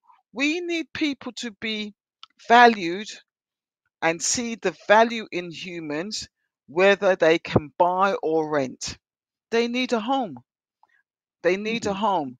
So, because Okay. on the brownfield, it's more dense. Yes. Mhm. Brownfield land, the properties that are built are more dense. There's not space for the children to play, Mhm. those sort of things. So we need a mix. We need some that's built on greenfield. Mhm. Yeah, and Labour was saying about new towns. Yes. People in London, when they come out of London and they see they go, wow, look at all this green space. I Go to 100%. Welwyn Garden City, Yes. Letchworth. Oh Mhm. my God, this is beautiful. There's Mhm. so much space. So it's not most people, everybody's entitled to something like that because it affects your well-being. A Yes. secure home, secure tendency, that's your sanctuary, is your home, and it affects your health.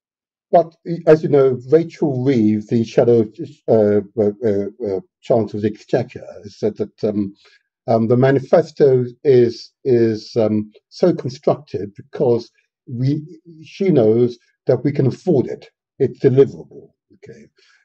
Or would you be suggesting that the government should go above its own spending or lending limits in order to invest in new homes? Or would you go along with Rachel and Keir Starmer and the rest of the shadow cabinet and understand that the number of homes may well be a slow start because of affordability? It's about affordability, but about skills. Okay. And the Okay. skills. A lot of the things is the skills. Even in getting people to come and do little jobs in your home nowadays, Hmm. post COVID, it's really hard to get a trade person out. Hmm. And because of the demographic age of the UK, a lot of people that have a lot of skills in all parts of the economy have retired. Indeed. They Of don't want retiring, to most certainly. work Yeah. anymore. Yeah. And we haven't trained up generations behind those, these are the baby boomers, to Mhm. value and see the importance of a trade. I So understand this that. is good. So for Yeah. me to answer your question, Mike, it's going to take time. Okay. And what Labour did do the last time, when they, in 97, they kept to what they promised about economy, the envelope, what they were doing, and they took their time. So all this thing about Labour can't be trusted, nobody remembers the 97. 97, there was a plan, and Labour took its time, and the waiting list on the NHS went down. It didn't continue to go up. Indeed, yes. But people tend to forget certain things that have happened. So I support Rachel Reeve in saying, let's take our time, let's create a plan, because in Britain we do a lot of short term. We don't think long term. We do short term. What can we do quickly now? Some of the things set, it's like what was it somebody told me? The Chinese bamboo strategy. Oh, okay. Oldies. Yes, oldies, how they just sprung up, and you're thinking, oh, look where oldies is nowadays. Oldies did they kept watering the seeds, kept taking their time, and then poof, woof, the bamboos came up. Oldies is everywhere. Yeah, even posh places now. Yeah, oldies where they used to be looked down. There is oldies. There is littles. There you are. We need You to know what? take You're our actually time. right. You're actually right about that. You've not mentioned Windrush. Okay. Would that be one of your priorities for voting for a Labour government, notwithstanding Anthony's cautiousness that the Labour Party hasn't declared that it will put in place a Windrush Act? Because, of course, it's a change to the law which created the problem as opposed to internal regulations. What's your view? Should that be a priority for an incoming Labour government? Yes, because if they don't deal with the legal structure that Anthony says and who's administrating the compensation, how we achieve some of the stuff that Wendy Williams talks about restitution, we need to heal those children.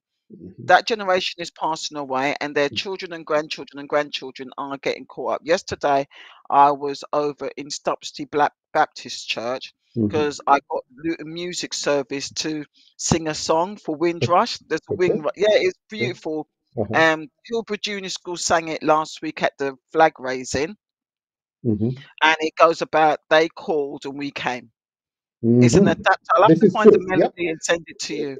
Beautiful. Yeah, and it was really, and I was honored to ask to speak before the children sang the song, because the foundation of building Britain was, and Britain as it is Africa, the Caribbean, and India. And it was D-Day. We recognized D-Day this year. Who was there fighting with Britain? Because they were called that they were British. That's right. Africa, India, and the Caribbean. And this is important. And I didn't even know that Trinidad was key to the war for D-Day, because Trinidad had a oil refinery. I recently found out at a call at the Black Cultural Icon, the biggest oil refinery in Britain. Colin Douglas' book came out. So if Britain had lost the Caribbean to the U-boats by the Germans, D-Day wouldn't have happened, because America wouldn't have taken part with Germany having a nice big hole under their belly, which is the Caribbean, or under their foot. So our ancestors, our elders, they played their part for this country, for the United Kingdom. Thank you for that, because that's a really useful piece of history which is not taught in the schools, of course. And what you're really noting, and I know that was most certainly true of my parents, who were encouraged to come here to work in those jobs because there wasn't enough workers here. Very similar situation to what we have now, I must say, but was not enough workers. And they made a tremendous contribution to making Britain what it is today. And generally, it's not recognized by most English, Scotch, or Welsh people, or given the recognition, affirmation that it justly deserves, which is But why it's this also, Windrush. Go ahead. Yeah. the other people that have come in, like Hmm. Britain. Luton's got a lot of Eastern European. They don't know the story. No, they don't. No. They come here and they're thinking, why are these black and these Asians here? Hmm. Because they don't know Hmm. the story, the British story of Hmm. how Britain got built up its wealth in the 17th, 18th, and 19th century. Indeed. They don't Yes. know that. So No. if we're not having that conversation, if we're not teaching British history beyond, going Mhm. all the way back, how is anybody going to know? True. And I really do hope that the promises that that for Windrush Day that Labour made, that they will keep to it, because we need to heal. We have contributed. My parents contributed so much for this country. Yeah, Yes. and I even dropped yesterday. I couldn't even talk patois. What patois I learned was it because my parents, well, not Yes. my mum. It Mhm. was my mum saying, "No, no, you're British. Don't Mm. be talking." And the Hmm. curriculum was a Yes. British curriculum taught That's in the right. Caribbean, That's in right. Africa, and That's in right. Asia. That's right. Yeah, Yeah. it was a Yes. British curriculum that was taught. Yeah. And I've got a uncle who is 67, Mhm. and he was here some years ago, about 10 years ago, and Mhm. he knew some British poem Mhm. word for word. Word. Yep. That's Yeah, right. word for Good word. He enough. Yep. still knew it. And Yes. my brother-in-law, who's like 20 years younger than him, Hmm. he knew the same poem. British poet, knew word for loan. They were taught and recited it. This was not taught in the British school that I went to. Yeah, Wow. Wow. Uh, this is how yeah. I must say. entwined. Yes, we Yes, were. There's no doubt. I'm almost out of time, Jackie. But what you brought to the show is another perspective. You've first of all highlighted two priorities. You will vote for Labour, for the Labour Party, for change. You want to see change in the NHS, and you've shared with us the experience with your mother. And we hear you. And of course, you've also cited the housing crisis exacerbated by Conservative government policies, is a crisis which the Labour government needs to put right. And I think that's a fair observation. And of course, Windrush clearly is important because those, particularly of our parents' generations, you and I were born British, it is therefore incumbent upon Britain to put right what Britain created difficulties they for made the us. promise to the commissioners. That's right. They made a They promise did. to the commissioners that Yep. they was going to put things right, and Yep. people are still going through the distress Yep. to That's relive their stories. yeah. Yeah, if you talk to Glenda Caesar and Hmm. Desmond Jadu, Yes. Clive, yeah, Yes. they're Yes. having to go through stress Yes. and trauma, which affects your health. That does. It does. Yeah, to try and get little bit the money that they're offering, and the money the strike is not good, it's not fit for purpose. It is not. You have a house, you get told you're not British, so you had a mortgage. Your mortgage was, your house is nearly paid. People have lost their homes, Mhm. lost an asset, Mhm. and the system is saying, no, I'll put you back a Mhm. bit, but you can't be back into the position that you was. But I had my home. I That's had right. a home that I was paying a mortgage on. It would have Mhm. been paid now. How am I not being put back Mhm. to that? And the key is equity. Can I ask you The just to pause there system's just for a not moment? dealing with that. Just hold there just for a moment. What I'm going to do, and whilst I'm playing this, those who are listening to us via galaxyafiwi.net, we might switch over to the next presenter. But I'm going to play the Theresa May apology. Listen to this. On Tuesday, I met with Caribbean leaders, where I gave an absolute commitment that the UK government will do whatever it takes, including where appropriate payment of compensation, to resolve the anxieties and problems which some of the Windrush generation have suffered. These people are British, they are part of us, they helped to build Britain, and we are all the stronger for their contributions. Well, That's an emphatic statement, wasn't it? Huh? Yeah. I got some friends who say, show me that you love me. Don't tell me. Yeah. That's what, yeah. And my mum would say, and you know this saying, Martin, the mouth was made to talk. Yes, yes, yes. So the Uh, government needs to, by action, demonstrate that that those that came and their descendants is of importance to them, and they want to heal, and this by action. Yeah, we've all been deceived. No, Yep. show me by your action that you love my ancestors that came and we shared the room, yeah, and we done the paraffin heater and we couldn't Yes, get housing, and yes, they clean and they came with their trade. yes. They were they had an English education in the Caribbean, Africa, and they couldn't get jobs with those qualifications. Yes, Some you're of them right. had to retrain, They do did. conversions. Yes, they Yeah, did. didn't get they trained as teachers, doctors, and all that Mm-hmm. in those countries, and they couldn't get the same job here. Why? Because of racism. But they were humble and they took anything because they said, "No, I'm helping the motherland. Yeah, Yeah. this is Can the you imagine? motherland," Yeah, yeah, yeah. and they did it. They They did. did it, Yes. Can I and ask you now to pause for a moment there, Jackie?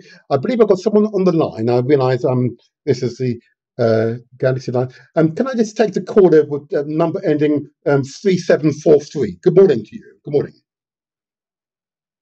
Good morning, Brother Martin. This is Jackie and Brother Anthony. Good morning. Oh, good morning to you. Okay, can I ask you? I'm going to have you. I'm going to send you another link. The line you're on now, I'm going to put you on another line, but I'm going to take you off this one if that's okay. I'll send it to you via the WhatsApp. Okay, thank you.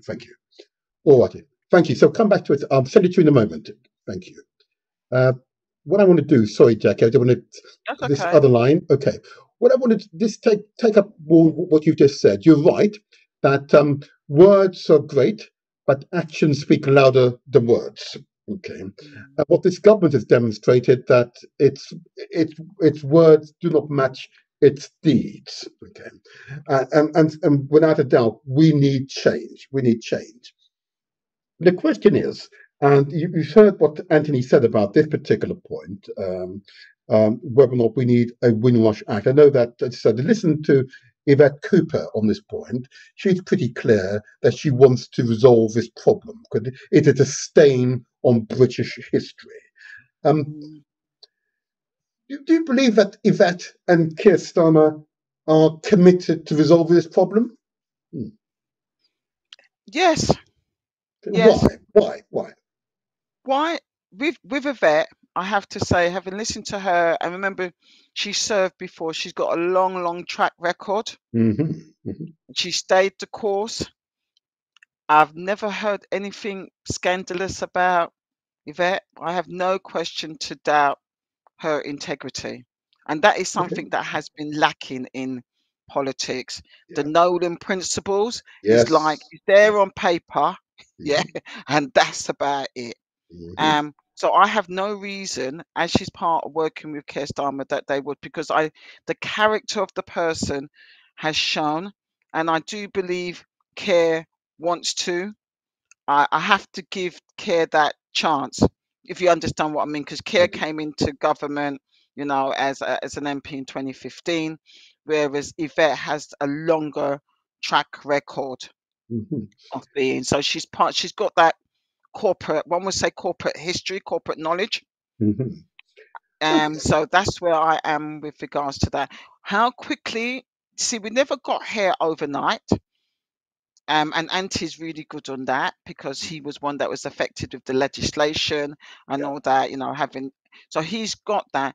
What Anthony and I understand, where many, they don't want this to happen again. No, that's right. And that's what everybody's afraid about, because it started because change of legislation. Yep. So they say for once and for all, it's a legislation that will ensure you draw a line and you reset things. So why that, and we know that legislation never happens quickly. So while that is being discussed and resolved from people like Anthony and the legal team that he's brought the case to, there's other works they can get on and do, like fixing the compensation scheme. How can Absolutely. people need proper legal representation? It's advocates in the community that are helping people fill out forms, Yes. yeah, Yes. and capture their information, and also ensure that they don't re-traumatize them while they're telling the story, looking through the documents. I mean, it's disgusting that people have to go through all these things to get some compensation, some financial redress. Yeah, it's like, it's like you got a scar and the scar heals. You still got the mark. You always got the mark on your hand, and every time you look at it, it reminds you of the trauma. It indeed Now, does. for many, it's not even healed. Yeah. Every time they have to open up it and tell, and then the system and how it's designed, put some little salt on it so it Make it stings you. Yeah. That's how some of them feel when you listen to them. Yeah. Yeah. Yeah. And then the family trauma, because you'll have two siblings. One did do the nationalization, one didn't. Yeah, their descendants. The one that did, their children can travel, they can experience everything. The one that didn't, their children can't. They've had troubles with getting into university. We know one story in Luton. They stopped speaking to their parents. All that is the trauma that has happened in one family. One family, two sisters. One did do the nationalization, the other one didn't. And then the fallout from that. And the mum that didn't do it told their children, but I was told I was British. Why am I paying? Why am I paying when I was told I'm British? Yeah. We were told we were British in the Caribbean. Yep. That's Yep. trauma. It is trauma. Absolute trauma. And So I hope I've and answered your question. you have, and you've really brilliantly explained the resistance by some people not wanting to come forward because they don't trust the Home Office, don't trust the government, and in a manner in which it professes on one hand to want to help, but yet on the other make things worse for them. Okay. There was a story, Martin, when we got before the pandemic, we got the Home Office to come down to Luton when they was doing the tour, and they came down to the Carnival Arts Centre. The chief exec of Luton Borough Council wrote to the Home Office to ask them to come to Luton, because I was sick and tired of they thinking that we're only in London, Birmingham, Manchester. They're not seeing the change that has happened over 80, 70 odd years, people moving beyond, yeah? Yes. And there was a son he sat at the front, and he said that his dad, he was in tears. He had to help his father go back to Jamaica, a place, even though he was born there, he had never visited since he came to this country, because of the trauma he had gone through. To this a generation that trusted British justice. That's what you've got to remember, yeah? That generation, whether they were Caribbean or African or Asian, they trusted the British justice 100%. It is true. It is true. Yep, it is true. And in their lifetime, they lost that trust because they inflicted pain on them. That's right. To tell them, no, you're that it was the key. And the son, because he's the oldest. That's right. Yes. He said he had to get his father to go back to a land that he has no, because everybody had died out. The people that he grew up, they died, or they migrated, they went to Canada or America. So his father is vulnerable. Yes. He had to help, and it was distressing to hear. It brought tears to my eyes. And you can see civil servants, they have got upset. I've seen civil service eyes well up with the stories that they've heard. Can I So just say when to is you, it going to can I say that you're so right, and what you're expressing and highlighting is the trauma that the so-called hostile environment, so-called Windrush scandals, caused hundreds of thousands of people up and down the country, and you said it so very, very well. Can you just ask you, just hold on just a moment? I believe we have Teresa on the line. Wonder if you can hear us, Teresa? Yeah, hi. Can you hear me, Martin? We can perfectly. Yeah, perfectly. We can't Oh, see you good. though. Sorry, I can't come on camera, Okay, but I'm hoping you can hear me. we can hear you perfectly. How are you this wonderful morning? Excellent, excellent. Yeah, how are So, you? so I have a question for all three of you, if that's okay. I think Can I do it Sister. the other way around? Before you put your question, my question to all of my guests has been, which party will you give your vote, and why give your chosen party your vote? Okay, so you're going for the meat and potatoes first. Okay, so I am absolutely very traumatized by the Conservative Party and very fearful of what else they can do. What more damage could they do to a society? Mm-hmm. I've tried many different versions of voting. This time I'm going to make one decision and I'm going to vote for Labour. And I'm going to trust that they do not disappoint and abuse my trust. Conservative have done that. And there is no going back. I've never voted for them, but I could have, if they had done something decent in all the time they've been in power. But as they say, power corrupts and total power corrupts totally, and they're totally corrupted. Thank you. Thank you. And that's a wonderful, I think Jackie would agree, her response was wonderfully clear, direct, and succinct. Very, very good. Can I just add a supplementary to your response? Are there particular issues, we've just talked about Windrush, for example, are there particular issues that you'd like to see the Labour government address? It could be housing, it could be employment, it could be overseas trade. What issues are important to you? Yeah, I have four asks. I have more, but four main ones. Housing, we have people sleeping on the street after being abused for years with paying more than 40% of their wages. Now they're turfed out of their homes because of the private sector taking over a need, which is housing. Like Sister Jackie said, the Maslow hierarchy, you need to have somewhere shelter. It's a cold country. Secondly, the NHS, I can't count how many parents have died in the COVID time, couldn't see their parents because they did not prepare properly. And I hear billions have gone to people who don't have to pay it back. That's right. So NHS, housing, education, the quality of education, the quality of preparing children for the future is totally abysmal. We have young people coming out who can't read and write, who spend 12 hours a day at school. 12 Oh, we've lost her again. She's doing so well. Okay, she must have pressed the button without realizing it. But she's doing so well. She's very clear, wasn't she? Very, very clear. But we'll get her back in a moment. And she's right about the education. Yes. Yeah, and of course the shadow cabinet. I'm trying to think of the name of the Secretary of State. Have said that one of the focus, of course, is to recruit the specialist teachers. So you don't have PE teachers teaching maths, for example, or one of those crucial STEM subjects. Okay, so that's of course Bridget Phillipson will be who's the current Secretary of State, shadow Secretary of State for Education. So herself and Keir Starmer have made a commitment. One of the biggest push will be to recruit specialist teachers. So if you're going into a maths class, you're taught by a maths teacher. If you're going to a chemistry class, you're taught by a chemistry specialist teacher or physics. Yeah? Just so that young people are given a genuine opportunity to grow in those subjects. But clearly, it'd be very difficult if you're a non-specialist and you're teaching one of those core subjects.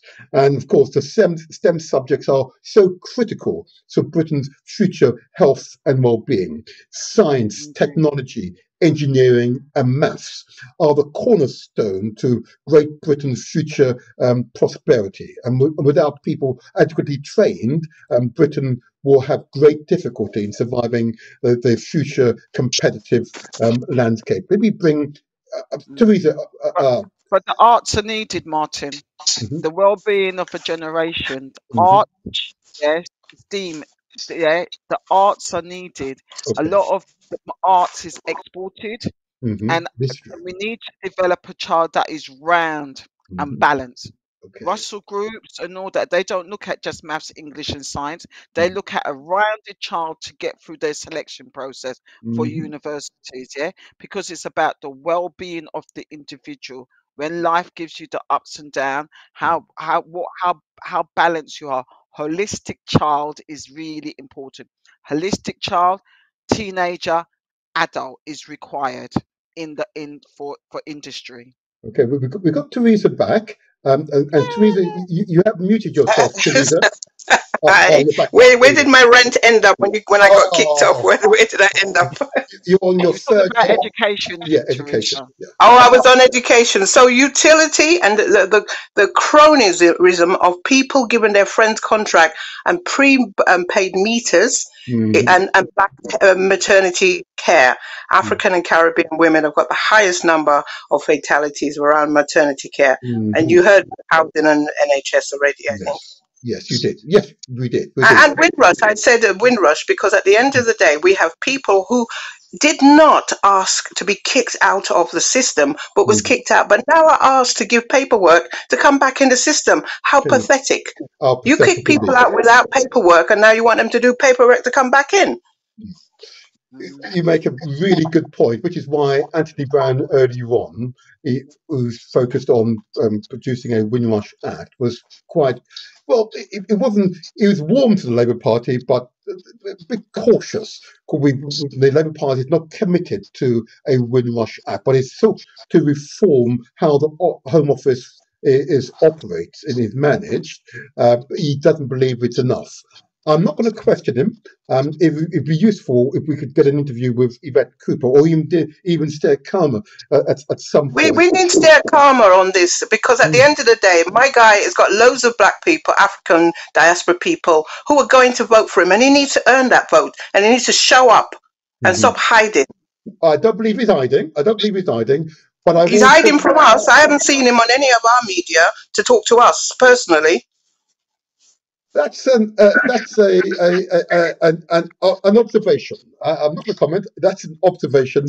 I know that Central Office will be monitoring shows such as this one. I'm convinced and confident that they will respond appropriately. You were going to ask a question of us. Yes, and I'm going to run after asking it. I'll listen on YouTube.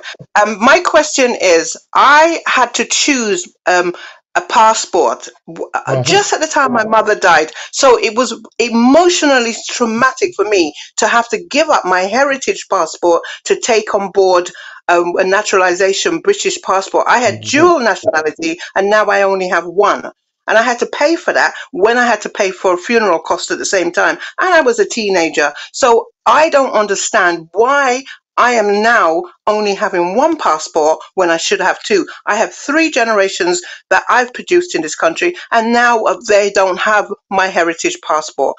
And I had to pay for that privilege. So how is that going to be rectified? That's my question. Can I run, or do you need to ask me something?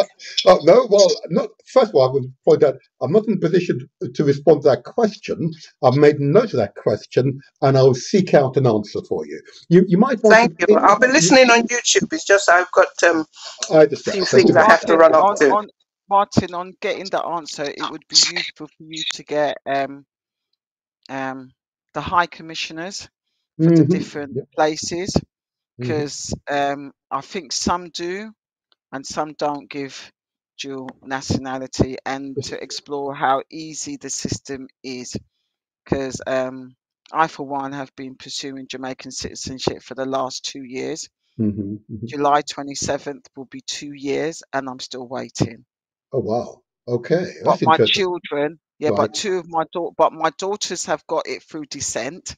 They got it through me and their grandmother, but I and my sister are still waiting. Gosh. So this is the thing. When I complain, because my sister goes up, oh, this is so rubbish. How is it they can't sort it out? I go to sister Windrush. Do you remember the Windrush, Jen? Yeah. So we need We change. compare excellence Yeah. to what is going on in the West, Britain. Yeah, we compare our ancestors, other countries our ancestors are from, is here, but it's not necessary. You're You right. understand You're what I'm right. saying, No, brother? Yeah. we're on the same page, and we've got to always translate for the wider audience. So I know what you're saying, but Have I translated? Did I not I think speak you have. I clearly? think you have. I think you have. I think you I have. didn't But speak. I want to I make didn't speak sure. patois. I did not speak any patois. Okay. No. Go a long way here. But anyway, all right. Jackie, this has been brilliant. It's absolutely brilliant. And you're very clear as to why you will vote for the Labour Party. There are, of course, it's not a perfect house, but that's fair enough. No family is perfect, that's for sure. But you're clear that you want change. I think we're all clear we They want delivered change. on the NHS. Labour Mm-hmm. kept his promise on the NHS in 1997. Everything came down. Everything did improve. Yeah, Yes. They did that. So if you're talking about, you know what I was saying about, they'll just say the mouth was made because talk. Look on the action. Labour delivered on the NHS. People's treatment. That is it. That's it. Housing we need because we didn't last. We got to do housing now. Yeah. Thank you so much, Jackie. Thank you for your time this morning, and thank you for the time you spent. I know you've a little longer than I anticipated, but thank you. It is well all done. good. It's all good. Yeah. We'll be in Take touch. care, everybody that's listening to me. Have a blessed day wherever you are. Thank you, Jackie. Bye bye. Wow, wasn't that brilliant? Wasn't that brilliant? And it was an example, resonating. Generally, people want change. They're fed up with the current administration. They understand the potential for change means a potential for change in outcomes.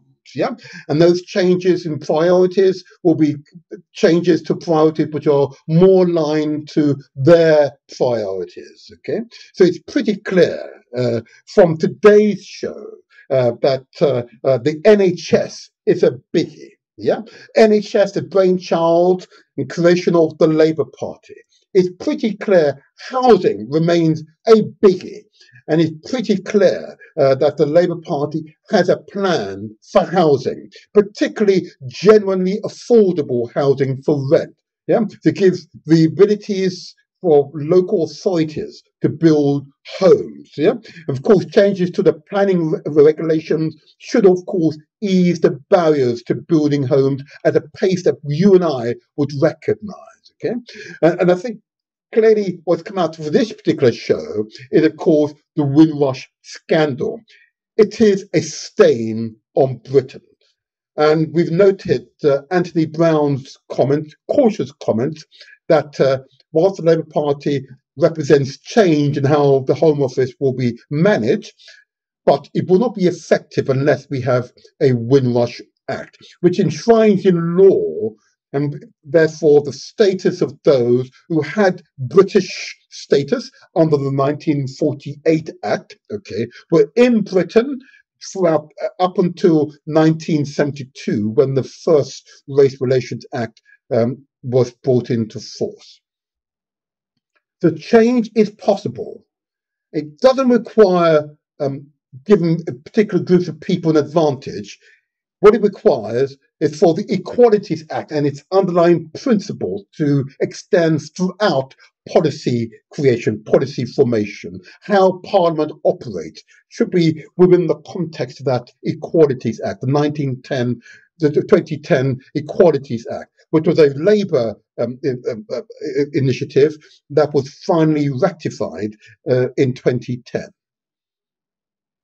Change is possible. I will be voting Labour, just so you're clear, for all the reasons explained by the guests today. I've got not a problem with that. I'm going to thank my guest. But before I go, I also want to just give light to a number of social organisations that I believe you should give support to. And many of you will always recognize I give light to two organizations because of their profound impact on our community. When I say profound impact, what I really mean to say is that they affect families up and down, the youngsters in our families, because it's us supporting our youngsters' development. Okay, so what I want to do is give light. I'll put it up on the screen. If I can put it up on the screen, yep, there you go. Up on the screen, there you are. The National Association of Black Supplementary Schools, or NABS. Their website address is www.nabss.org.uk, or you can contact the Inspired Volunteer on 07958 348 and of course 558. If you've got a child or young person below 25 and requires some additional support in their schoolwork, or want to broaden their curriculum or social activities, the National Association of Black Supplementary Schools is a good organisation to make contact with. Or if you run a after-school project or a small school or a character building facility for young people, whether you're connected to a church or a mosque or any other institution and it's aimed at young people, ensure your organisation is registered with the National Association of Black Supplementary Schools so that parents will know where you are and can make contact with yourself. I commend that organisation to you all as one that has proven the test of time. A community that works together grows together, and I cannot understate its importance to us all. Okay. And let me just take this off screen very quickly. There you are. And then secondly, and those of you or regular viewers and listeners to this show will of course be aware that I'm really very concerned with that great country called Nigeria. I'm concerned about its future. I believe, and I'm confident I am right, that it will play a pivotal role in providing an engine for economic growth amongst Africans and Caribbeans worldwide. It has great potential as a nation. It will and could be the first African lion economy, one that is full of innovation, technology advancements, has good public services, and is a place that families want to be and grow. I believe Nigeria has a great future, but we need to support Nigeria. Okay. With that in mind, when I commend to you one organisation that is committed to Nigerian growth, and that is NINAS. NINAS, of course, is an amalgamation of primarily Igbos and Yoruba people, and of course Hausa and other people as well, and others, of course, okay, all working together in common aim and common purpose to see to it that Nigeria will become an economic superpower, an African lion economy. Yeah? You've got the Asian tiger economies. This will be the founding of an African lion economy. Okay. I commend the NINAS organization, that an organization that seeks to achieve peace so you can achieve prosperity for all. Their website address is ninasvoice.org. I commend them to you, or you can phone them directly. It's +234 912 1551. I commend the NINAS organization to you as an organization that seeks to achieve peace so we can create prosperity for all. And what more can you ask for? What more can you ask for? Okay. And lastly, I just want to say this to you. These shows are intended to inform and inspire. Okay. Sometimes we have our difficulties, but they achieve their outcome. The final outcome is to inform and to inspire. And I say to you, if you've got ideas for subjects that I should address, please make contact, and I'll happily receive your communications, and I will look at the ideas you put forward. But if you want change, you must take deliberate action.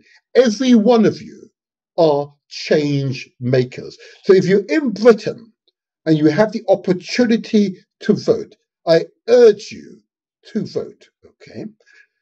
I've indicated my preference, okay, and I've indicated the reasons why, and my guests unanimously, in fact, have also indicated how they would vote and why. They'll vote for Labour for the reasons they've announced, yep, and that's pretty clear. They want change. I commend to you this show. I hope you have found the content to be useful, but if in doubt, ask questions. I say again, if in doubt, ask questions. If you're viewing us via YouTube, please, why not subscribe? It's for free, or please give us the thumbs up. Don't leave without, making a comment of the content and how you found the content this morning. And if it's all applause, we do this, of course. If it's all applause, I don't mind the applause. I don't mind the applause, yep. Why not? Give me the applause. That's fine. You see the fireworks coming out of my head. There you are. Yeah, I know. I love doing that. I know. But change only happens when you take those deliberate steps for change to happen. Okay? It doesn't happen because someone says so. It happens because you take those deliberate steps. So please subscribe if you're viewing us via YouTube, or indeed you're viewing us on Facebook. Subscribe, follow us on Facebook, subscribe to us on the YouTube. It doesn't cost you a penny. Let me just play this quick show. There you are. Please subscribe or press the bell icon. Why not do that? Yeah, why not do so? And lastly, I'll just say this to you. I enjoy doing these podcasts because I get to meet some wonderful people. That's true, okay.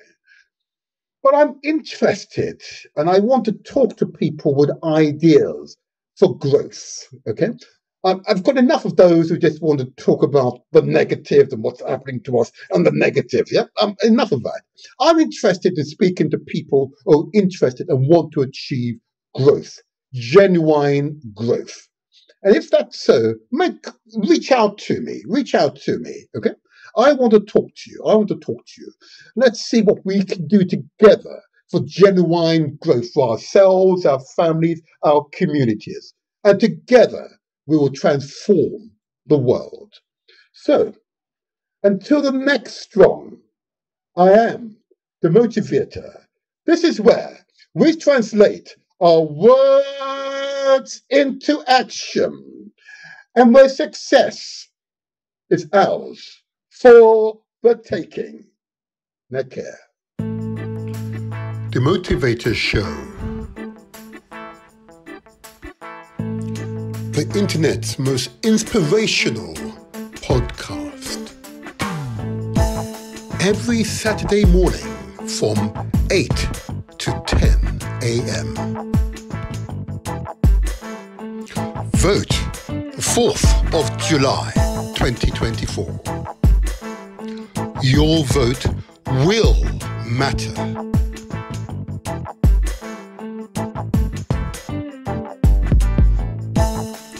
Voting in 18th century Britain. The proportion of the population eligible to vote was very small, estimated to be about 3.5% of the adult male population by the end of the 18th century.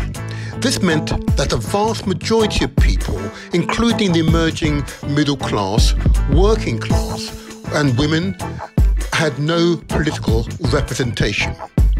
In summary, the 18th century British electoral system was highly restrictive, undemocratic by modern standards, with voting rights limited to a small, affluent segment of the population, predominantly defined by property ownership and wealth. The system was characterized by significant inequalities in representation and a susceptibility to corruption and patronage.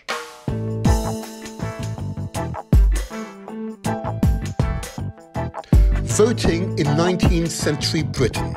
By way of background, the working class consisted of unskilled labourers who worked in brutal and unsanitary conditions, a marker of Victoria England hierarchy.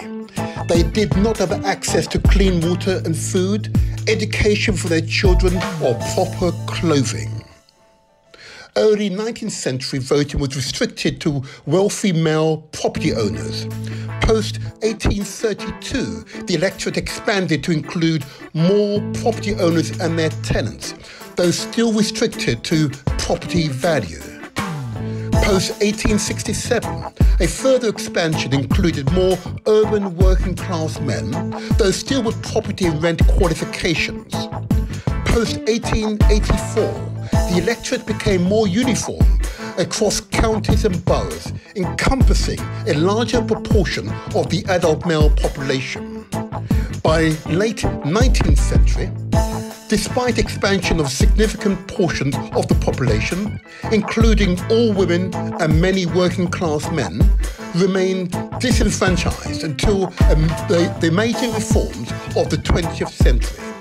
In conclusion, the 19th century saw significant but gradual expansion of the franchise in Britain, moving from a system heavily favoured wealthy landowners to one that included a broader swathe of the male population. The century set the stage for more comprehensive reform to come in the 20th century.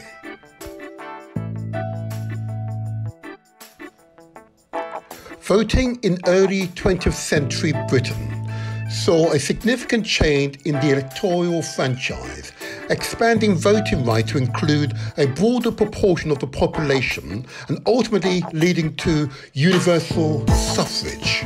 Here's an overview of the key developments. The Representation of the People's Act, 1918. All men aged 21 and over were granted the right to vote, regardless of property ownership. Men aged 19 and above who had served in the armed forces during World War I were also enfranchised. Women aged 13 and over were given the right to vote provided they met the minimum property qualifications or were married to men who did. The impact: the electorate expanded to about 21 million, with women making up approximately 8.5 million of that number. The Representation of the People's Equal Franchise Act, 1928. Equal voting rights. This act extended the franchise to all women aged 21 and over, giving women equal voting rights with men. The impact: this act increased the electorate to about 28 million, with women making up the majority of voters for the very first time.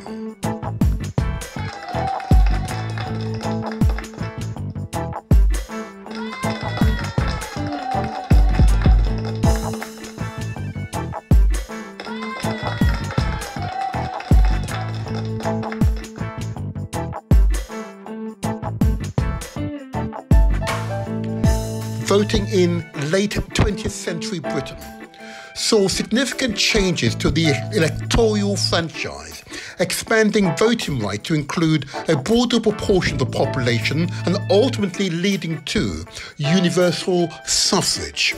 Here's an overview of the key developments. Post-World War II, the Representation of the People's Act. The abolishment of the plural voting.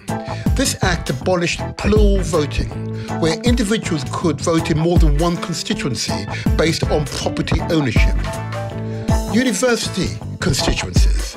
Special university constituencies, which allowed university graduates to have an additional vote, were also abolished.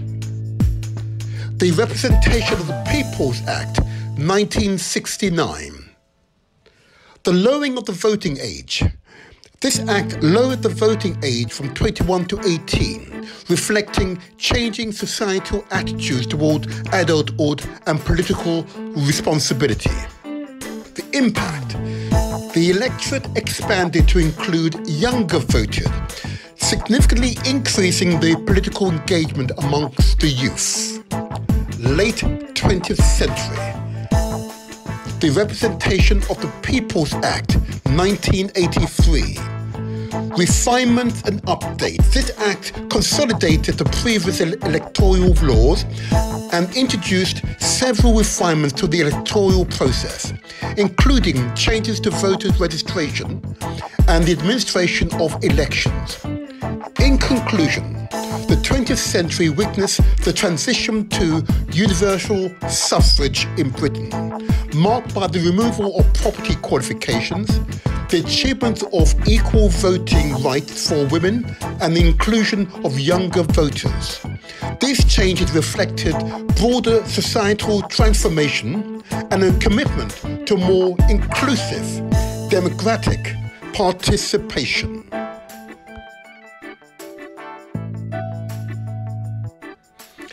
British voters' contemporary concerns include the cost of living, improvements to the NHS, crime on our streets, immigration, climate change. British voters' contemporary concerns also include housing, education, availability of good jobs, childcare cost, equality for all.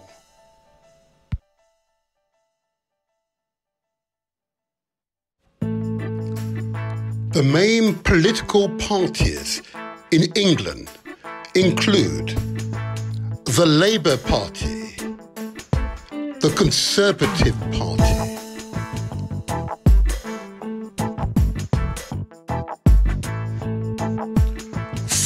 July 4th, your vote matters. Which party will you give your vote? Why give your chosen party your vote?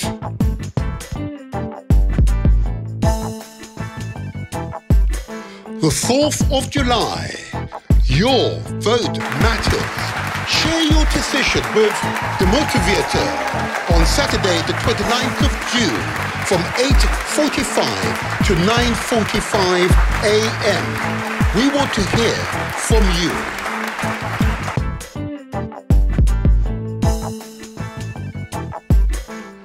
The Motivator Show. Success is ours for the taking.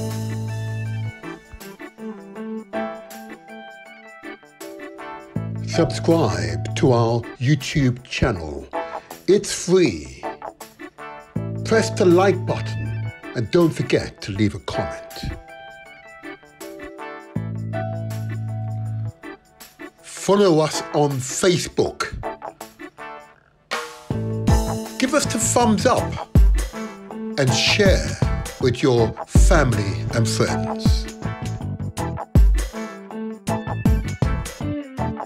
We are also on Instagram and TikTok. Follow us there too.